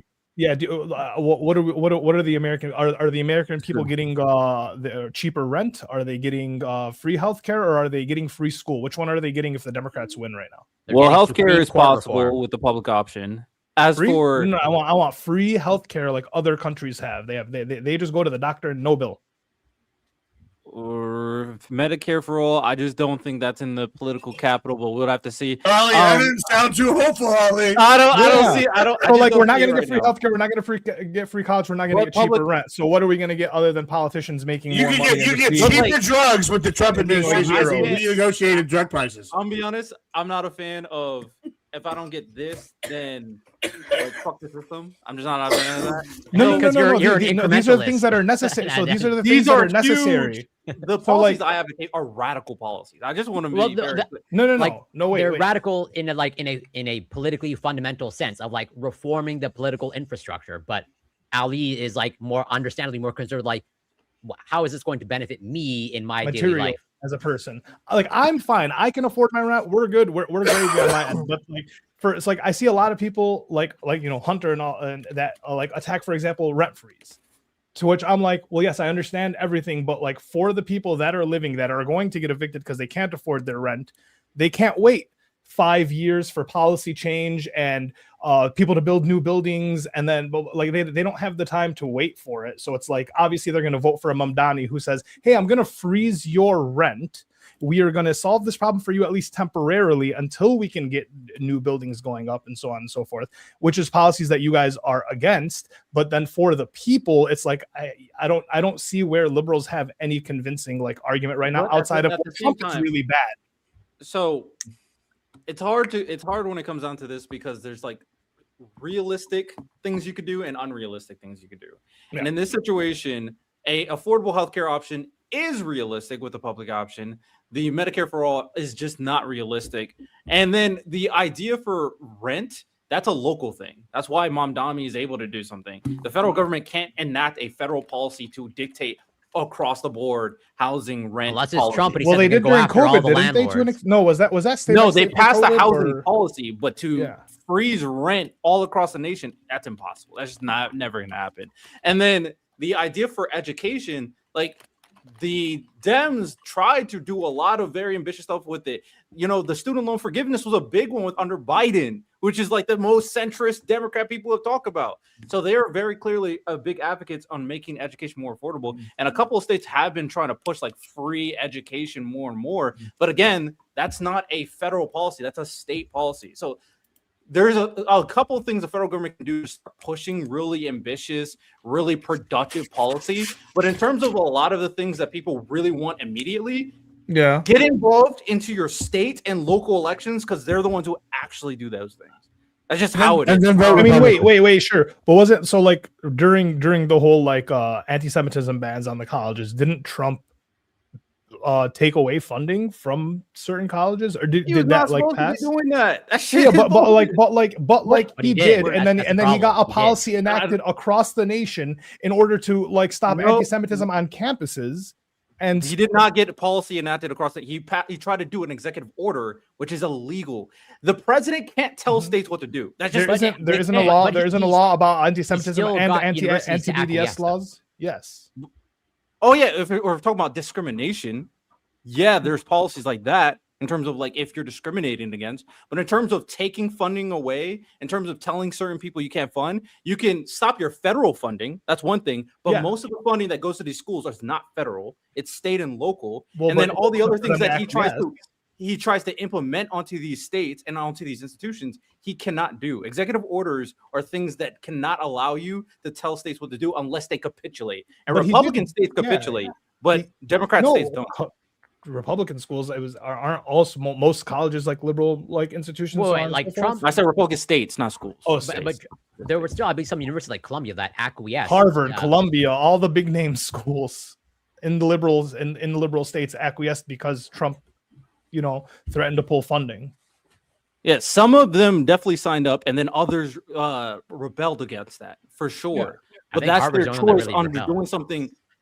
That's them signing up to do what Trump is saying to keep that funding, but that's not something you're supposed to be doing. That's not how our system works. To be doing, but that's kind of my argument is that like Republicans kind of do things that they want to do, and it seems to work out in their benefit. They're all happy, to whatever extent, and so it's like, well, sure, you're not supposed to do these things, but how come they get to do it and they're fine? They and then don't get to do it. They're doing it without doing things without. Wait, but they're doing it. That's Ali's point. Did he not do it? Did it not play out in reality? Are you guys telling you guys want a president to just enact authoritarian policies? Like, is that well, Ali's point is like he wants to get stuff done. That's not America that I live in. I think people need like to see actual material effects in their lives, and like the Republicans seem to get it, whether it be like a fake they're joy ruining that they have. the country. What do you mean they destroy the Department of Education? Yeah, a lot of these states are happy about that. They're getting what they want. They are happy. Exactly. No, the elites are getting what the people are not benefiting from. I'm not the elite. I'm happy the Department of Education. They think they're benefiting. They are happy. The perception is everything. Like clearly the MAGA crowd is happy with what's happening. They're happy with anything Trump does. Trump can kill someone. They'd be happy. Fake news. Fake news. There's all sorts of things we complain about. The difference is, I think, exactly what Ali is talking about, though. And this is what I was talking about with the going after the trust stuff with the which is not very right leaning. Like a lot of our ideas are very like corporate, but going after like the meat packers, going after the grocery companies, saying, "Oh, y'all are selling it too high," and then immediately the companies going, "Oh no, we're not doing that," and then lowering the prices. Now, whether or not there's actually anything of substance, the fact that they immediately reacted and the consumers can then go, "Oh, look, my groceries are cheaper," is exactly what Ali is talking about. They're seeing whether it's a good long-term strategy, who knows? But right before midterms, if all your groceries drop by 30 to 50%, you're going to be like, oh, shit, Trump's doing things. Now, if it changes immediately after, that's a whole, whatever. And I'm not sure that there's any actual proof that they are doing any of the stuff that's been alleged, but there was an immediate reaction, and if he investigates, to be like, well, I had to check to make sure, that there's ways to spin it. So I think that all he is onto something though, with what the average person here, I'm going to be honest, I don't think the average person is actually that savvy about the long term, right? They you start talking about stuff they don't understand, they hear court packing, they're like, what's that mean? And they're like, oh, the founding fathers had it one way, why do I want to change it, right? It's worked this long. And then someone's like, oh, I need something new, and then they're like, okay, that's great and all, and that might be a thing, but hey, guess what, the hobo outside just shit on my front porch. That's something to care about a lot more, and then you go, oh, I was going to fucking down the main strip of Los Angeles, there's no businesses now, they care about that, right? Why is everybody moving to Texas? So people, I think, are like that. I think all these kind of onto something though with this though. People can have feelings, of course, but what it sounds like to me is you're advocating for a dictator to just do things. What I'm advocating for. I'm advocating for what I'm hearing from all of you. No, what I'm advocating for is this. We got to admit something in America. Right, we got to admit something in America. We either got the sauce and we are the greatest country and we're going to do the benefit, or we don't. And as Americans, we have to look at other empires grow and rise and essentially have better lives than us. And we are, for some reason, we're not living up to a potential that we were told that we have. So it's not necessarily a dictatorship, but it's like you're saying, well, we don't have the political capital for Medicare for all. Well, it's like, well, why? We don't have the political capital for to have federal get rid of student loans. Well, it's like, why? Our people are in debt while we have other countries in Europe that have these like styles of have these things, and it's like, yeah, sure, they're smaller countries, but also they don't make as much money as us. They're not the greatest countries, yada yada yada. But like, if I got to compare myself to Norway, if I got to compare myself to like a lot of these European countries, sure, we have AC and I can go to Costco, but like their lives seem a bit easier and better. A lot of what these countries are able to do, and this is one of the biggest issues we have, is they have way higher taxes. You think the people want higher taxes? If they get other shit for free, yeah, I think that most people will be okay with taxes. No, Americans do not want higher taxes. If they actually see their taxes being used properly, yeah, I think people would be fine with taxes. But the issue is we have all these high taxes right now, and we just don't see any of like the benefit. So, I mean, technically that's not true, but at the same time, I understand your sentiment. I understand your sentiment. My thing is, we can't, if you're going to advocate for these things like a Medicare for all, you're gonna have to raise the taxes. If you're gonna do all these things that you're doing with like all these other countries, they're able to afford like education and healthcare, which is like paternity different. Leave, they have their own issues, leave. but it's worse in some areas, but it's a little bit more, it's more affordable because of the higher taxes. Right now we have a sentiment where people don't want higher taxes for the programs that you're advocating for, and they have a lack of trust in the government right now. So the ability to convince them that you're going to do the policies, because you're already like, oh, I don't trust them to pass policies, even though I'm telling you ways we can do it, but you're saying I don't trust that. And then I'm also going to have to convince the people to raise taxes to do these programs where they are already losing trust. And then at the same time, you're saying, okay, well, if we can't do it the traditional way, the way our system actually works, then the president just has to do something. That's a dictator. And I just can't. I can't. So yeah, but with your plan, the people just suffer. And that's not true necessarily. Well, it is true. If we get rid of the filibuster, we can pass policy immediately. One of the biggest problems right now is that anytime a ambitious policy like the public option or $15 minimum wage was trying to get passed, they didn't have the votes for it in the Senate. So that's one thing. Also, another thing, if you uncap the House, that means you have more representatives that are representative of people that are a little of the amount of people in America right now. The House wasn't supposed to be like capped at the current number it is. We should have way more people in the representatives to represent the huge amount of people we have in America. That's another thing. In terms of like, there is so many things that if they don't do like ambitious things, if we are really at status quo, I would agree with you. But right now, what is being advocated for is changing the system to ensure that, one, corruption is held accountable. Two, policies can now officially start being passed. Three, we don't do these bullshit things regarding elections, regarding gerrymandering, or potentially overturning Citizens United. So campaign like billionaires can't just pay for campaigns. There are so many things that they're advocating for to push the country in a place where we can start finally passing the policies that people want. And you're telling me that these are not going to do anything, and that's not accurate. For the people in their immediate lives. So like, when do we get the public option? If things go the way you want them to go, when do we get public option and like cheaper health insurance? I mean, if it goes the way, we'd have to win the midterms and then the presidency. Yeah.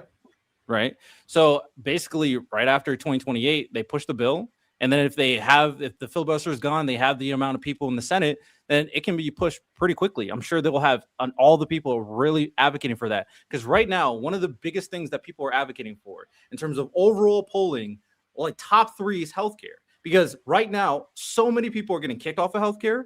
We didn't even talk about this. Hospitals are being closed. Premiums are going up. So people are feeling the effects immediately right now. So you could put out a policy the moment you have the ability, the moment we got a new president, the moment, and then they start enacting it. Okay, so we have 2 years for that, and that's if everything goes. Of course, if everything goes well, true, right? Because we still have to rebuild everything that Trump got like rid of. So like the Department of Education, are we getting cheap? Do you think we're getting cheaper college or free anywhere near like a free college system? A free college, after 28. A free college system, I don't think that'll be a federal thing. I mean, of course, we still got community student loan forgiveness. Student loan forgiveness. I don't know. I'll be curious, but the Supreme Court stopped that, so we'd have to reform the court in order for that to happen. Okay, and then what about like the housing? The housing issue is that's a local thing. That's a state thing, right? Or is that a federal thing? Most of the issues that people have is like zoning laws, and that's state, municipality, local things. And that's even in democratic states, though, right? Yeah, if you really want to do that, like even like the rent-free stuff is controversial in every sense of the word, but you're only going to do that if you have like a heavy blue area and everybody's Yeah, but even with the heavy blue area, there's for some reason zoning laws against new building. Well, I'm talking like about the places like part. New York. No, but like in the terms issue, of the zoning with law rent stuff, freeze is that like the issue with rent freeze is that we're deterring investors. But like right now, we are also deterring investors because they're not letting developers build, right? But like these are blue states. Why aren't they? Like how come it's not already zoned? Or like how come they're not allowing the zoning already if they're already democratic? Yeah, that one there needs to be, from my understanding, a lot more cooperation with like the mayors and of course the governor as well. So that one is like place by place, but I do think that is, if you're going to advocate for something like that, you need to be like pushing the policy. So if you want to criticize Dems, because the only places I really know is doing anything is like Texas. Other than that, a lot of these states not moving me. The Muslims are building in Texas. They don't want them to build. That's the issue in Texas. Trying. Don't worry. You guys are afraid of land development. You guys are afraid of land development. Texas. When I went to Texas, they're like, bro, they're like always building. I'm like, I'm not gonna lie. That's right. Because we're booming. Well, yeah, people are moving there. Well, your blue cities are booming. Yeah, the blue cities. Yeah, no, hold on. Yeah, that's because the cities are always blue. And that is the reason that I agree. It's a concentration of stupidity. And that's really all I can do. Wait. Concentration of money. You think Silicon Valley is the concentration of stupidity? And yeah. Like the economy what happened to that? Listen, just because you have a few like billionaires, right? We got the world's first trillionaires conservative now. You know what I'm saying? Big oil, that's big down in Dallas, but that the stock exchange coming to Dallas. It's like when you're sitting here talking about these things. Yeah, maybe there's something, but it's all the conservative people in Texas are the ones in charge making money. I don't think it makes sense to go to Dallas though. Isn't like the beginning of the day is in New York, like the beginning of time. I mean, they're already doing it. The reason why I know they are. I don't know what the logic is behind it, other than like Dallas has been pushing for like to be like a new economic capital in a bunch of different ways. Like they've been like redone their airports, they've done other things to like attract businesses in addition to what Texas has already done, like laws. So like this has like definitely been like a long term, like 50-year plan for like Dallas has been doing. And they like also and when I say Dallas, I really mean DFW. Because Fort Worth is like one of the few metropolitans that I believe is like votes generally Republican, and like they are like the cattle capital of Texas, right? So you have the oil capital, which is Dallas, which there's no oil anymore being brewed in Dallas, but it used to be, right? And so all the like the main like corporate offices are there, so they got kind of in cahoots with the old Texas land people, the old Texas ranchers, and they've been like building this for the last like 100 years, kind of thing, like together between those two cities. It's like Dallas, we're gonna go the like glitz and glamour, and the Fort Worth's going to be like the land shit. I don't know. It's been a long con. Like, it wasn't promised to them 3,000 years ago. They made it themselves, That was a banger right there. That line. Pretty pleased with it. I don't know. I'm looking at New York. I'm looking at New York. I think Mamdani is going to do great for New York. I think hopefully, we see it a couple of years if his shit works, and if it works, I think the center left is going to have a hard time dealing with. But if it doesn't work, if it fails, if it fails, we're fine. Yeah, if it fails, then center left wins. I don't want New York is a good. This is my big issue. I don't feel like we should be creating this like separation unless you're clearly anti-American. But in order for anti-American, arguably, who someone like Hassan is anti-American, arguably. Yeah, he falls under the category of anti-American for sure. So my thing is though, Mamdani, in order for him to do stuff, he has to do stuff with the center-left Kathy Hochul. So I think they need to work together. I am excited with his policy too, because I did say some of the things I was like, I'm not so sure, but if the government-owned or government-run stores works, if the free childcare works, I'm curious to how it works. Of course, there's a difference between scale from a city to a state to a country, but I am interested to see how he plans it out. And if people can get behind it, there would be energy for these type of policies. But we don't have to make it leftist versus center. I mean, I think the issue is that like and as I've watched it grow, is that the leftists kind of kept pushing for like radical policies, and the more center left kind of kept easing them out and pushing them out, and so on and so forth. And like to call like Hassan anti-American, yeah, I get it, sure, but like also there's a reason why that message is kind of speaking to a lot of people. There's a reason why the anti-imperialist thing works. There's a reason why the pro-socialist, maybe even communist thing works, right? Though I'm not like a pro-China section of people. Majority of Americans still hate communists and the anti-American stuff. That's right. We hate the communists. But I think a majority of Americans also think that the socialism stuff is good, which gets you to the communism. Well, stuff, right? that's a no. The socialism and communism doesn't necessarily have to overlap. I do think there is an interesting conversation of like how you implement social democracy, because like the whole like there's a separation between like certain like type of socialists as like the history of it comes out. And one of the versions that is more so aligned to like current democratic socialism is one that doesn't believe in like workers owning the means of production, but he did believe in pitching ambitious worker framed policy that helps them. And that messaging just works. He was correct about that. So, but he doesn't believe in communism, which is not good. And obviously the anti-American, you can't live in America and be anti-American, I'll be honest. That doesn't make sense. That's I mean, no, I get it. If you want the best, but you technically can, but if there's a promise given to you, right? If like for me, like I grew up raised on Boy Meets World, right? That was the world I was promised. Was a grocer. You're looking for your Topanga? A three bedroom house in Pennsylvania. Like they can't do that shit no more. You just can't. Well, hold on. Well, if you're talking about the world you were promised, Topanga became a lawyer in the sequel. Just saying. Yeah.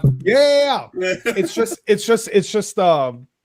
And I'm Corey too, by the way. I think once again, like we live in America. We are meant to be this like patriotic people. I think we should be a patriotic people, right? Technically speaking, we live in the greatest country on earth, right? Freedom of speech, all that.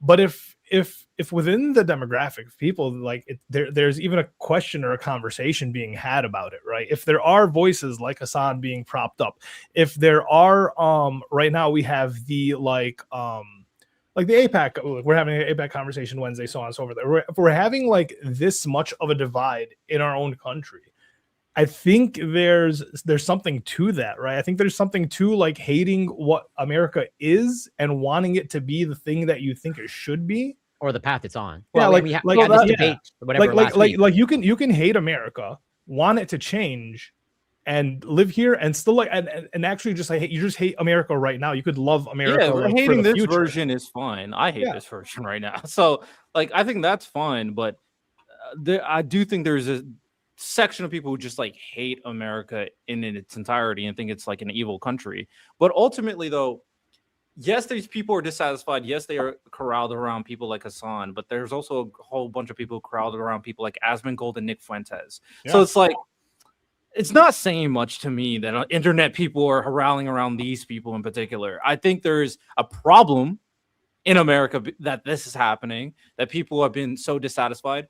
But the people like that are supporting the like far leftists and the people who are supporting the far rightists, they both are dissatisfied with America, but they want completely different versions of America. So there needs to be some type of like moment where we got to really understand this current situation we're in and kind of meet somewhere where it's like, let's have a better America, but not a Christian nationalist, only certain people type of America or a communist type of America. Like a liberal, a socialist type of America, a DSA America. I say we would be a mixed cap. We're a mixed capitalist right now. People used to call raising the minimum wage, and people used to call like parental leave socialist policies. Like, we've done things that were considered socialist. I wouldn't call them socialist. We've done things that are considered socialist and moved in that direction. So we're a mixed economy. We'll keep on developing a booming economy, but also like keeping it in check so people are not taken advantage of. And I think we should keep on doing that. We will never become socialists because that shit doesn't work and it's never been proven to work. Well, I So- mean, wait. Well, just one last thing. On the parental leave, the getting taken advantage of. I mean, 6 weeks maternity leave ain't really. Oh, I would say, expanded.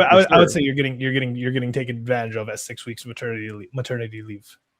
It should be expanded, but that like it was. How long should it be? How long was should maternity leave nothing. be? You got to remember, it's like a when year we're in t- Quebec, or like 13. It should be a year, is what I'm it should saying. be a year. It should be. Yeah. A year, So like for sure. what? So this is like the issue. But With, like, before when you do go, you think Ollie, like, America you under gotta- your you gotta framework remember gets a something. 1 year maternity leave for mothers? You got to remember something though. Before it was implemented, it didn't exist. Mhm. So it's like, Yeah, but we're it's not- like 2026 though right now. Like we can Oh, sit we've look been- back and be like, there was a time where we Hold on. didn't have a vote for Can I- women. can I But, like, just- listen, can when I- we can vote now, like how Can I when just do ask you you about see was that a maternity leave 1 serious? year? Was that a serious thing? The maternity leave for a year? Yeah, 100%. Okay, let me just ask you a question. I want you. Okay, Ollie, let's just say you own a restaurant. Like, or what do you want to own? Whatever business. You pick. I don't know what kind of businesses you like, but whatever business. It's all these surf shop. Who knows? You like to surf. All right, Yeah. so you own this, and you have Sally. She's working for you, and you put her on salary. Not a great salary because you're a small shop, but a salary. She got like 50K. Maybe you got some help benefits. Okay, all right. So she respectable, and Sally goes, I'm going to take off for a year for my maternity leave. Oh, okay. Congratulations. Right. So you leave it. She gets pregnant. She leaves 8 months out, and whatever. She takes off. So now you're left without Sally, and you have to have an employee. Yeah. Now you have to pay for this person while they're gone on maternity leave the whole time. No. Now, not only do No, I don't think you should have to pay for that person. All right. Well, that's good. That's step one. The government pays The her government's salary. going to pay for it. The government's going to 100%, pay for it. Okay, so that eliminates a couple obstacles. Let's ask the last obstacle then, which is what happens when you've had to replace Sally because you need somebody to do that job for the year she's gone. Does this person now lose their job because Sally's guaranteed her job back? That happens all the time, I believe. Yeah, As in, but, like, yeah. I see Temp job work? postings Sure. of like need replacement Yeah. for a person on I'm maternity just leave. curious. I'm just curious how you see this going down. Yeah. Like, is that like a common thing you want to make like Temp work, nationwide policy? you would have it be listed under temp work. Yeah, that's fine. You're hiring Yeah, under a I'm 1 year just curious. contract. I'm Yeah, just you're hiring just for a be 1 year transparent contract. with the employee, and I did check. It is 12 weeks. But at the end of the day, I mean, right now a lot of policies are being put out there to expand maternity to include fathers and just have parental leave. Like this is something that people are advocating for right now, and I do think it should exist personally. But the general point that I initially inputted is that there has been policies out there that was considered socialist that we've done because it was good for the people, and we'll continue to do that. And this is like the best time to do it more so than ever before. And it's not socialism; it's just under the current mixed capitalist liberal society as it currently exists. You know, as long as it still exists for the foreseeable future. Yeah. So, Riddell, I'm curious, since you weren't here last week, because last week we more or less like had this debate, or part of the debate of like, how should we evaluate America? Is America an evil country? The greatest country, somewhere in between. So like part of the prompt was like, do you think America is living up to its self-image as a benevolent, shining city on a hill?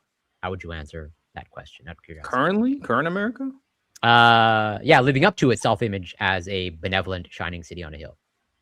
No, I don't think so. I mean, we're fighting Iran right now, still for no reason. So no, I wouldn't say so at the moment. Yeah. Would your answer be different 2 years ago? Just 2 years ago? Would my answer be Well, different? obviously, I'm not asking you to speculate. So, yeah, how do you think? Like, do you think your answer under would be? the end of the Biden regime, at the tail end of COVID? I mean, we're still kind of like leading things. I do think at the very least there should have been. I have issues, I have criticisms, but if we compare it to like any other country, yeah, we're pretty clearly deciding how we were handling international situations. Now, could you say we're good in that? I think you could criticize and say we weren't good at that, but that was our role clearly 2 years ago. Okay, fair enough. So it sounds like more or less like the overall sentiment is unchanged, as in like you like overall, even 2 years ago, not quite living up to the shining city on a hill, or the benevolent actor shining city on a hill. Yeah, I mean, if Trump lived up to the no new wars thing, I probably would be like, oh, pretty good. He's like, nah. But now he's just starting and ending wars like on a daily basis. So like the most peaceful president. Multiple I think he new ended wars. like 15 wars at this point. Mhm. Shout out. Round one, he calls each round as a war. You know, And then Iran was obliterated. They had no offensive capabilities. And I think, unfortunately, some U.S. soldiers just died recently. Right, Gibbs? Like two or three. Sorry, say it again. As in, like, we're on the same page that Iran had no offensive capabilities, according to Trump. And yet somehow they managed to kill more soldiers just recently, right? Hold on. They have capabilities. They just Well, no. don't have- I heard from the from Trump. commander-in-chief themselves that they had no navy, whatever, They have no navy. no air force, no They have no air. soldiers, They have no everything navy. They have no- obliterated, you know, No, they don't have down to none of that. rubble. No, they are down the rubble. But hold on. They're Okay, so literally- those soldiers are killed by rubble, like it's just No, like throwing hold on. rocks. This is an inappropriate assessment of what has occurred. They Oh, are wait, down what, the did, rubble. what did Trump Hold say? on. What did Huh? Trump say? I'll tell you what they're talking about. Spin, It was spin, No, that's not my spin. question. No, That's this not my is simple. This is simple. I don't have Trump's exact words in front of me. I wasn't Yeah, prepared for exactly. This, Okay, this so conversation. I came in for the healthcare debate, but I do know what we're talking about, and I will say this: there's been multiple stories about their asymmetrical prowess and how they built into one of these islands just full of caves across the thing, and then they're building tunnels. We know that they're asymmetrical. We've seen what they've done with Hezbollah. We've seen what they've done with Hamas. We've seen what they've done with the Quds Force. They're going to be fighting us with asymmetrical warfare. It's not that hard to hide in some rubble. In fact, it might actually protect you from some of the missiles based on if they hit and blow up and rubble goes down, if it's already destroyed. So they can sit here and launch missiles from behind this at ships. I am not that impressed that they got maybe a couple more people. Like, there's a few more people that can probably die in this war on both sides, but mainly on their side. The And you ratio agree, is like no, 10 so you to agree. 1. So say it, I kids. mean- Those soldiers dying, not a big deal, right? Say it. Yeah, it's a small price. to It's a pay, small, yeah, exactly. We honor their sacrifice. They're and they gave their lives fighting for a small just cause. sacrifice. Yeah, it was a small to- sacrifice yeah. of their lives. And it was very. So it those was all- soldiers don't really everything- matter, yeah. right? So say it. No, So it those soldiers' matters. deaths It don't really matters. matter. It matters. No, In say the overall it. grand It's scheme of just- things, we all it's as a small humans are price very doesn't really small matter, as- right? Well, as humans, we all small in the grand scheme of things, and all our Oh, lives okay. don't really matter. But True. yeah, I'm just saying. So, That's so what the when, Bible says, so when actually. Trump said that they had no offensive capabilities whatsoever, like was he just misinformed, lying? No, What- they what's have going on? asymmetrical No, abilities. no, but And that's not they my question. clearly- That's not they my clearly question. talked When about Trump talked about the said, power in the caves, and they talked about when how they Trump have- said, when Trump said they have no offensive capabilities, was he like misinformed, lying, something else? I would argue that once again, he has not been disproven. They have very limited to next to none. No. What does no offensive capabilities mean to you? It means they're not going to be able to attack the motherland. They're not going to be able to do much other than lie down, take a Okay. random swinging at Well, somebody. Well, wait. So they had capabilities to attack the motherland 6 months Listen, ago. and listen, I don't know. I can tell you that from the South. In the South, we got expressions. There's nothing more dangerous than a wounded animal. They're wounded and dying. They don't got much left, but they might get a swipe at you once or twice before they go. That's what they're doing. Okay, got it. Lots of cope and just dodging the question. But No cope. I just don't have the exact quotes in front of me to be able to prove or disprove.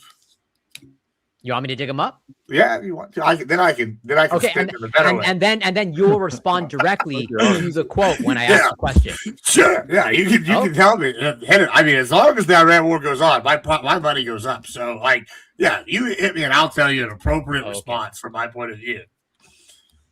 Gibbs betted it on Polymarket. Hey, will a war start again? I actually have not been on the poly market, but I should. I think that would be a good bet. I mean, I really think that after midterms, they're really going to get an ass whipping. Okay, after the midterms thing, my issue with the war is that you're not going to be able to end it soon. There is no end to the war soon. These people, especially the Iranian regime right now, it's not like they're going to wait a few months and then some fuck shit's going to happen. They're not going to let it end in the way that it did. So we have a forever war. I'm thinking Trump is gonna follow in suit of Bibi and be like, well, what's called in Ukraine, and we have a wartime president who can't leave office. That's what I'm thinking is this happens. We stay in war for the next 2 years with Iran. The next prime minister in Israel wants to go to Turkey next, so we're gonna fight a NATO NATO ally. It's gonna be a fun time. It's gonna be an interesting time. Okay, so He's here's not the really quote. our ally, though. So here's the quote, I believe, at a rally in Pennsylvania. This is from Donald Trump. I'm okay with Turkey going. Okay, so, but remember, this wasn't easy. We had 47 years worth of presidents and other people, other countries too. We're not the only one that never did anything. They were the bully of the Middle East. And now we're leaving Iran with no Navy, no Air Force, no anti-aircraft, no missile capability, no nuclear program. So then how do these soldiers, so if that's the case. Well, that's real simple. You know, the word that he used is leaving. We haven't left yet. Once we do. Come on, it's in the words. Okay, so you agree that the war is not won yet. I would, like I said, my assessment is that it's Well, going to be. So then you have not won the war. The war is not won yet. I mean, depends on what you define as a We're war. currently winning. We're in the process of winning winning. the war. Oh, okay. Yeah. You know, there's gonna be lots of starts and starts. You know, when like we say it's over, it's over. Oh no, wait. Actually, no, wait. Maybe it's not. Maybe it's a separate operation. Actually, no. I can continue the quote. This is the following paragraph afterwards. We're leaving them without any nuclear capacity, and they've agreed to that, and we're getting along quite well. Although if you read the fake news, you never know. Think of it, the fake news. They have no army, they have no navy, they have no air force, they have no anti-aircraft. We can fly over Tehran, just that. So now he changes the present. Well, yeah, and then he said that they were reasonable people and all that shit too. You remember? And then they asked him about that recently. He's like, "Oh yeah." Then I dealt with them for a week, and then I mean, you know, presidents are allowed to change their minds. In fact, I would encourage them to do so. Sometimes it's good to be able to see if they interact. It's good to be wish-washy as a president. Yeah, well, no, sometimes it's good, especially in a time of war. It's good to interact with the situation and go, you know 100%. What? I was right the first time. I just need to go double down on bombing the shit out of them. Like I think sometimes you got to stay the course. And you know, he was given in to more feminine, like soft voices that wanted things to stop because things were getting a little messy, and he just needs to stay his hand. But I don't think the effeminate, softer voices he was giving into. Yeah, I mean, listen, the people like this panel that want this war to stop because they think it's an Israeli. Oh, he was listening to the American people. Yeah. Oh, okay. I want the ones that don't like America being first, right? We're not. Listen, true patriots know this really puts us on the map even more. So I'm just saying. Hell yeah, just like Afghanistan and Iraq. It was just, Afghanistan, we just didn't have the stomach. We should have just stuck it out. But that's just another 2 decades, and you would have probably another 8. For being honest, but 8 decades. Okay, sure. You don't think long term enough, Corey? You're right. These people, these libcons and neocons and all. Afghanistan was like $3 trillion in totality. What's the another like 30, 40, 50 trillion? Yeah, I mean, and we're already there.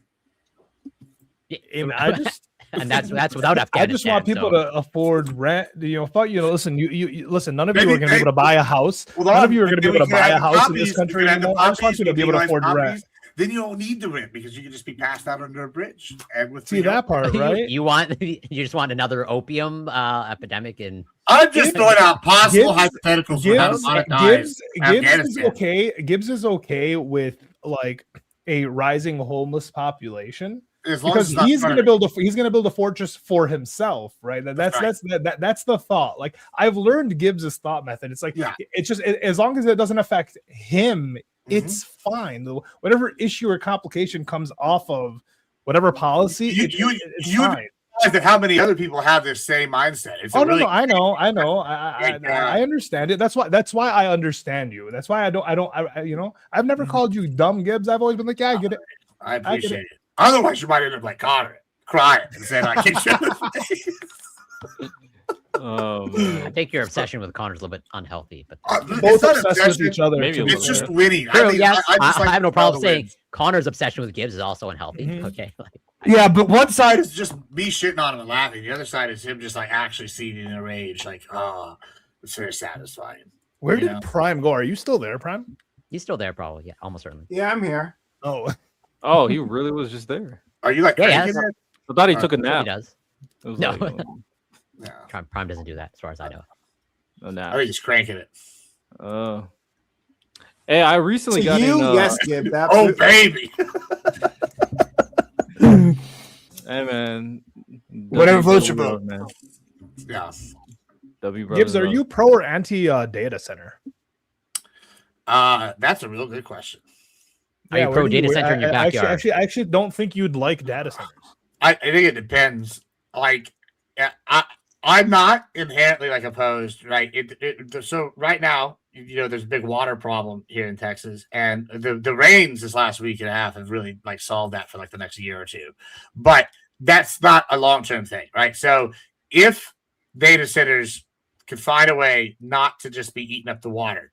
I would, and if there was like other stuff, then I'd be okay with it, because I've seen some data centers they design like to purposely insulate the sound. That like they put them out in the middle of nowhere, and it's like environmentally friendly. And they spent the money to have like kind of looking forward. But a lot of the data centers are being built, and they're just like, oh, build the best thing that's right now. Don't look forward, right? Yeah, in the backyard of some. Yeah, and so like I don't particularly want that. Like I think the ones that have like built like, and the problem is like who's investing now. The companies that have done this with like looking forward approach obviously spend way much more money up front, right? And so those are probably companies that are going to be doing more environmental relations. They're going to be doing more public creation. So like I think that like I mean this. My thing is really the water is like if there's no fucking water. I guess there's no cows. Be for? Yeah. What's the AI? Yeah, I mean, there's no cows. Yeah, there's going to be no. Wait, Gibbs. If there's no, well, here's the thing. No. Well, the data center prices are high now. We're really going to need the artificial meat. They're probably pro the 3D meat printing people, right? So they're just trying to put you out of business, right? They buy your land. No more cows. But that's not where they're building them, though. I mean, maybe they are trying to say fuck the beef. Well, right now, Kevin O'Leary's in Utah, right? That's where he's trying to build. I mean, well, so here in Texas where they're building them out in the hill country, and the people that are getting pissed are the winos, because they're building it in like the areas with wine. Like I guess that they have a wine Texas country, right? And they're building them in the hills, right? So a lot of them are like out in the middle of nowhere, right?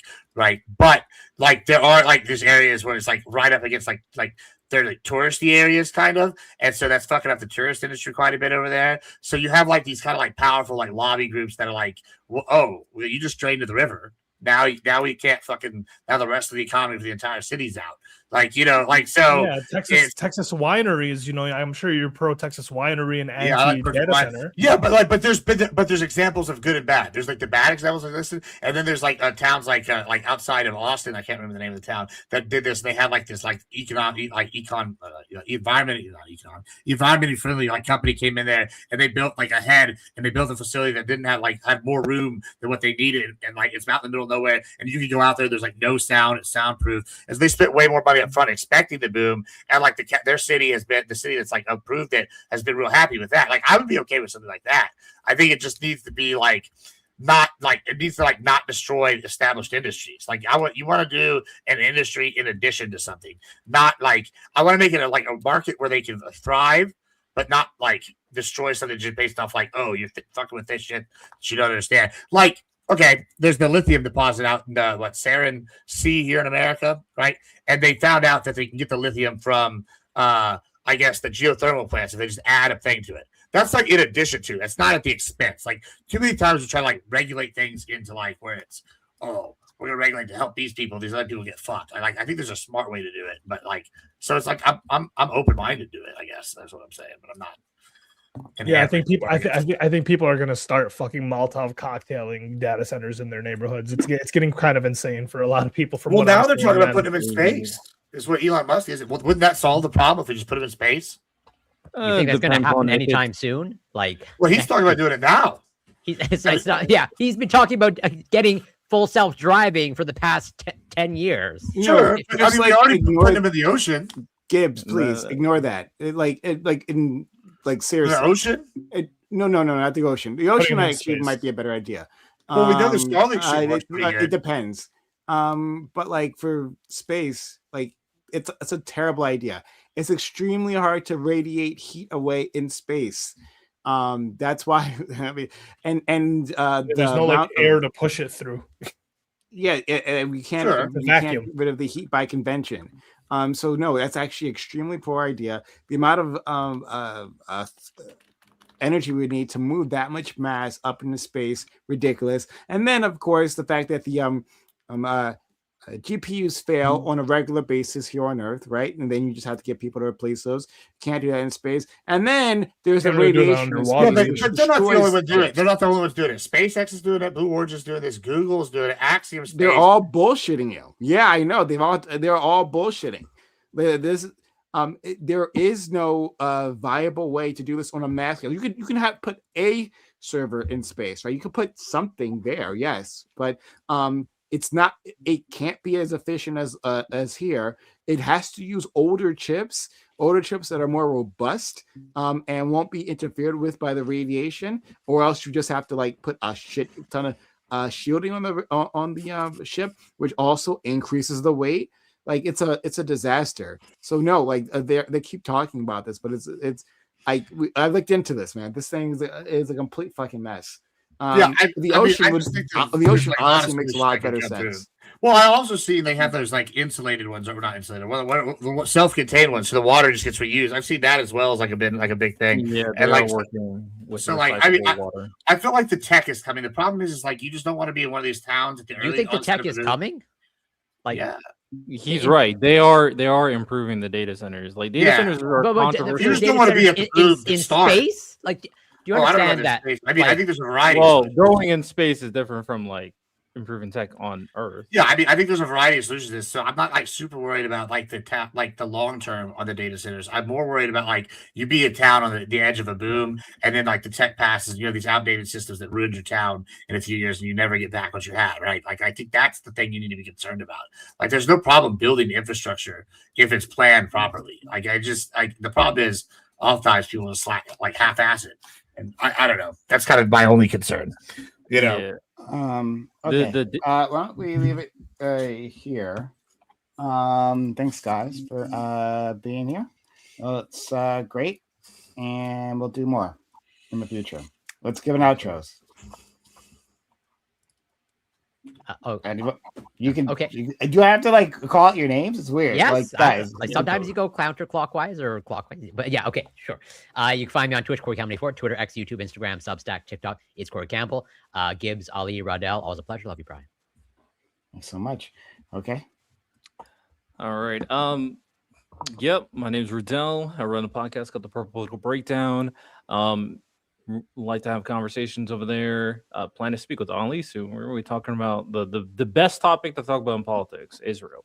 So we'll be having that conversation soon. I also have some other future guests that I won't spoil for like very important guests for future conversations. But yeah, I literally typically talk about politics a little bit more in depth and kind of have like in-depth conversations. So go check out the podcast. Thanks so much. Ali, it's your turn. Outros. Thank you for having me, Prime. Love me my Mondays. Free Palestine. Thank you. Absolutely. And then Admiral Gibbs. Hey, yeah, I'm Admiral Gibbs. If you like or hate anything I would say, follow me there at Admiral Gibbs everywhere. And come to GridCon 2 in Dallas on the 24th. It'll be fun. And that's it. I think I'm going to be doing some more shit after this. I don't know what we'll be debating, but I think we're going to go to another show. So check us out later, boys. Thanks so much, Prime, as always, for having me. Absolutely. Are you going to keep streaming? I am going to keep streaming. I'm going to cover these 2 little drama things, and then I'm probably going to go join a debate panel. So okay, well, why don't I raid you then? Let's see if we can do that. Yeah, raid in a hot girl. Awesome. Yeah. A hot white girl. I just said I was. I just admitted to fapping to him, so why not? Like, do it. But yeah, like, and guys, like, go and do GridCon. Support our good friend Gibbs, who's always supported us. He's always been a homie, so I always gotta try to pay it back in any way that I can. So shout out to our friend Gibbs. I appreciate it. Yeah, thank y'all as always. All right, fellas. See you next week. I'll see you Wednesday. Take care. Be well. Yes, always a pleasure. Peace out.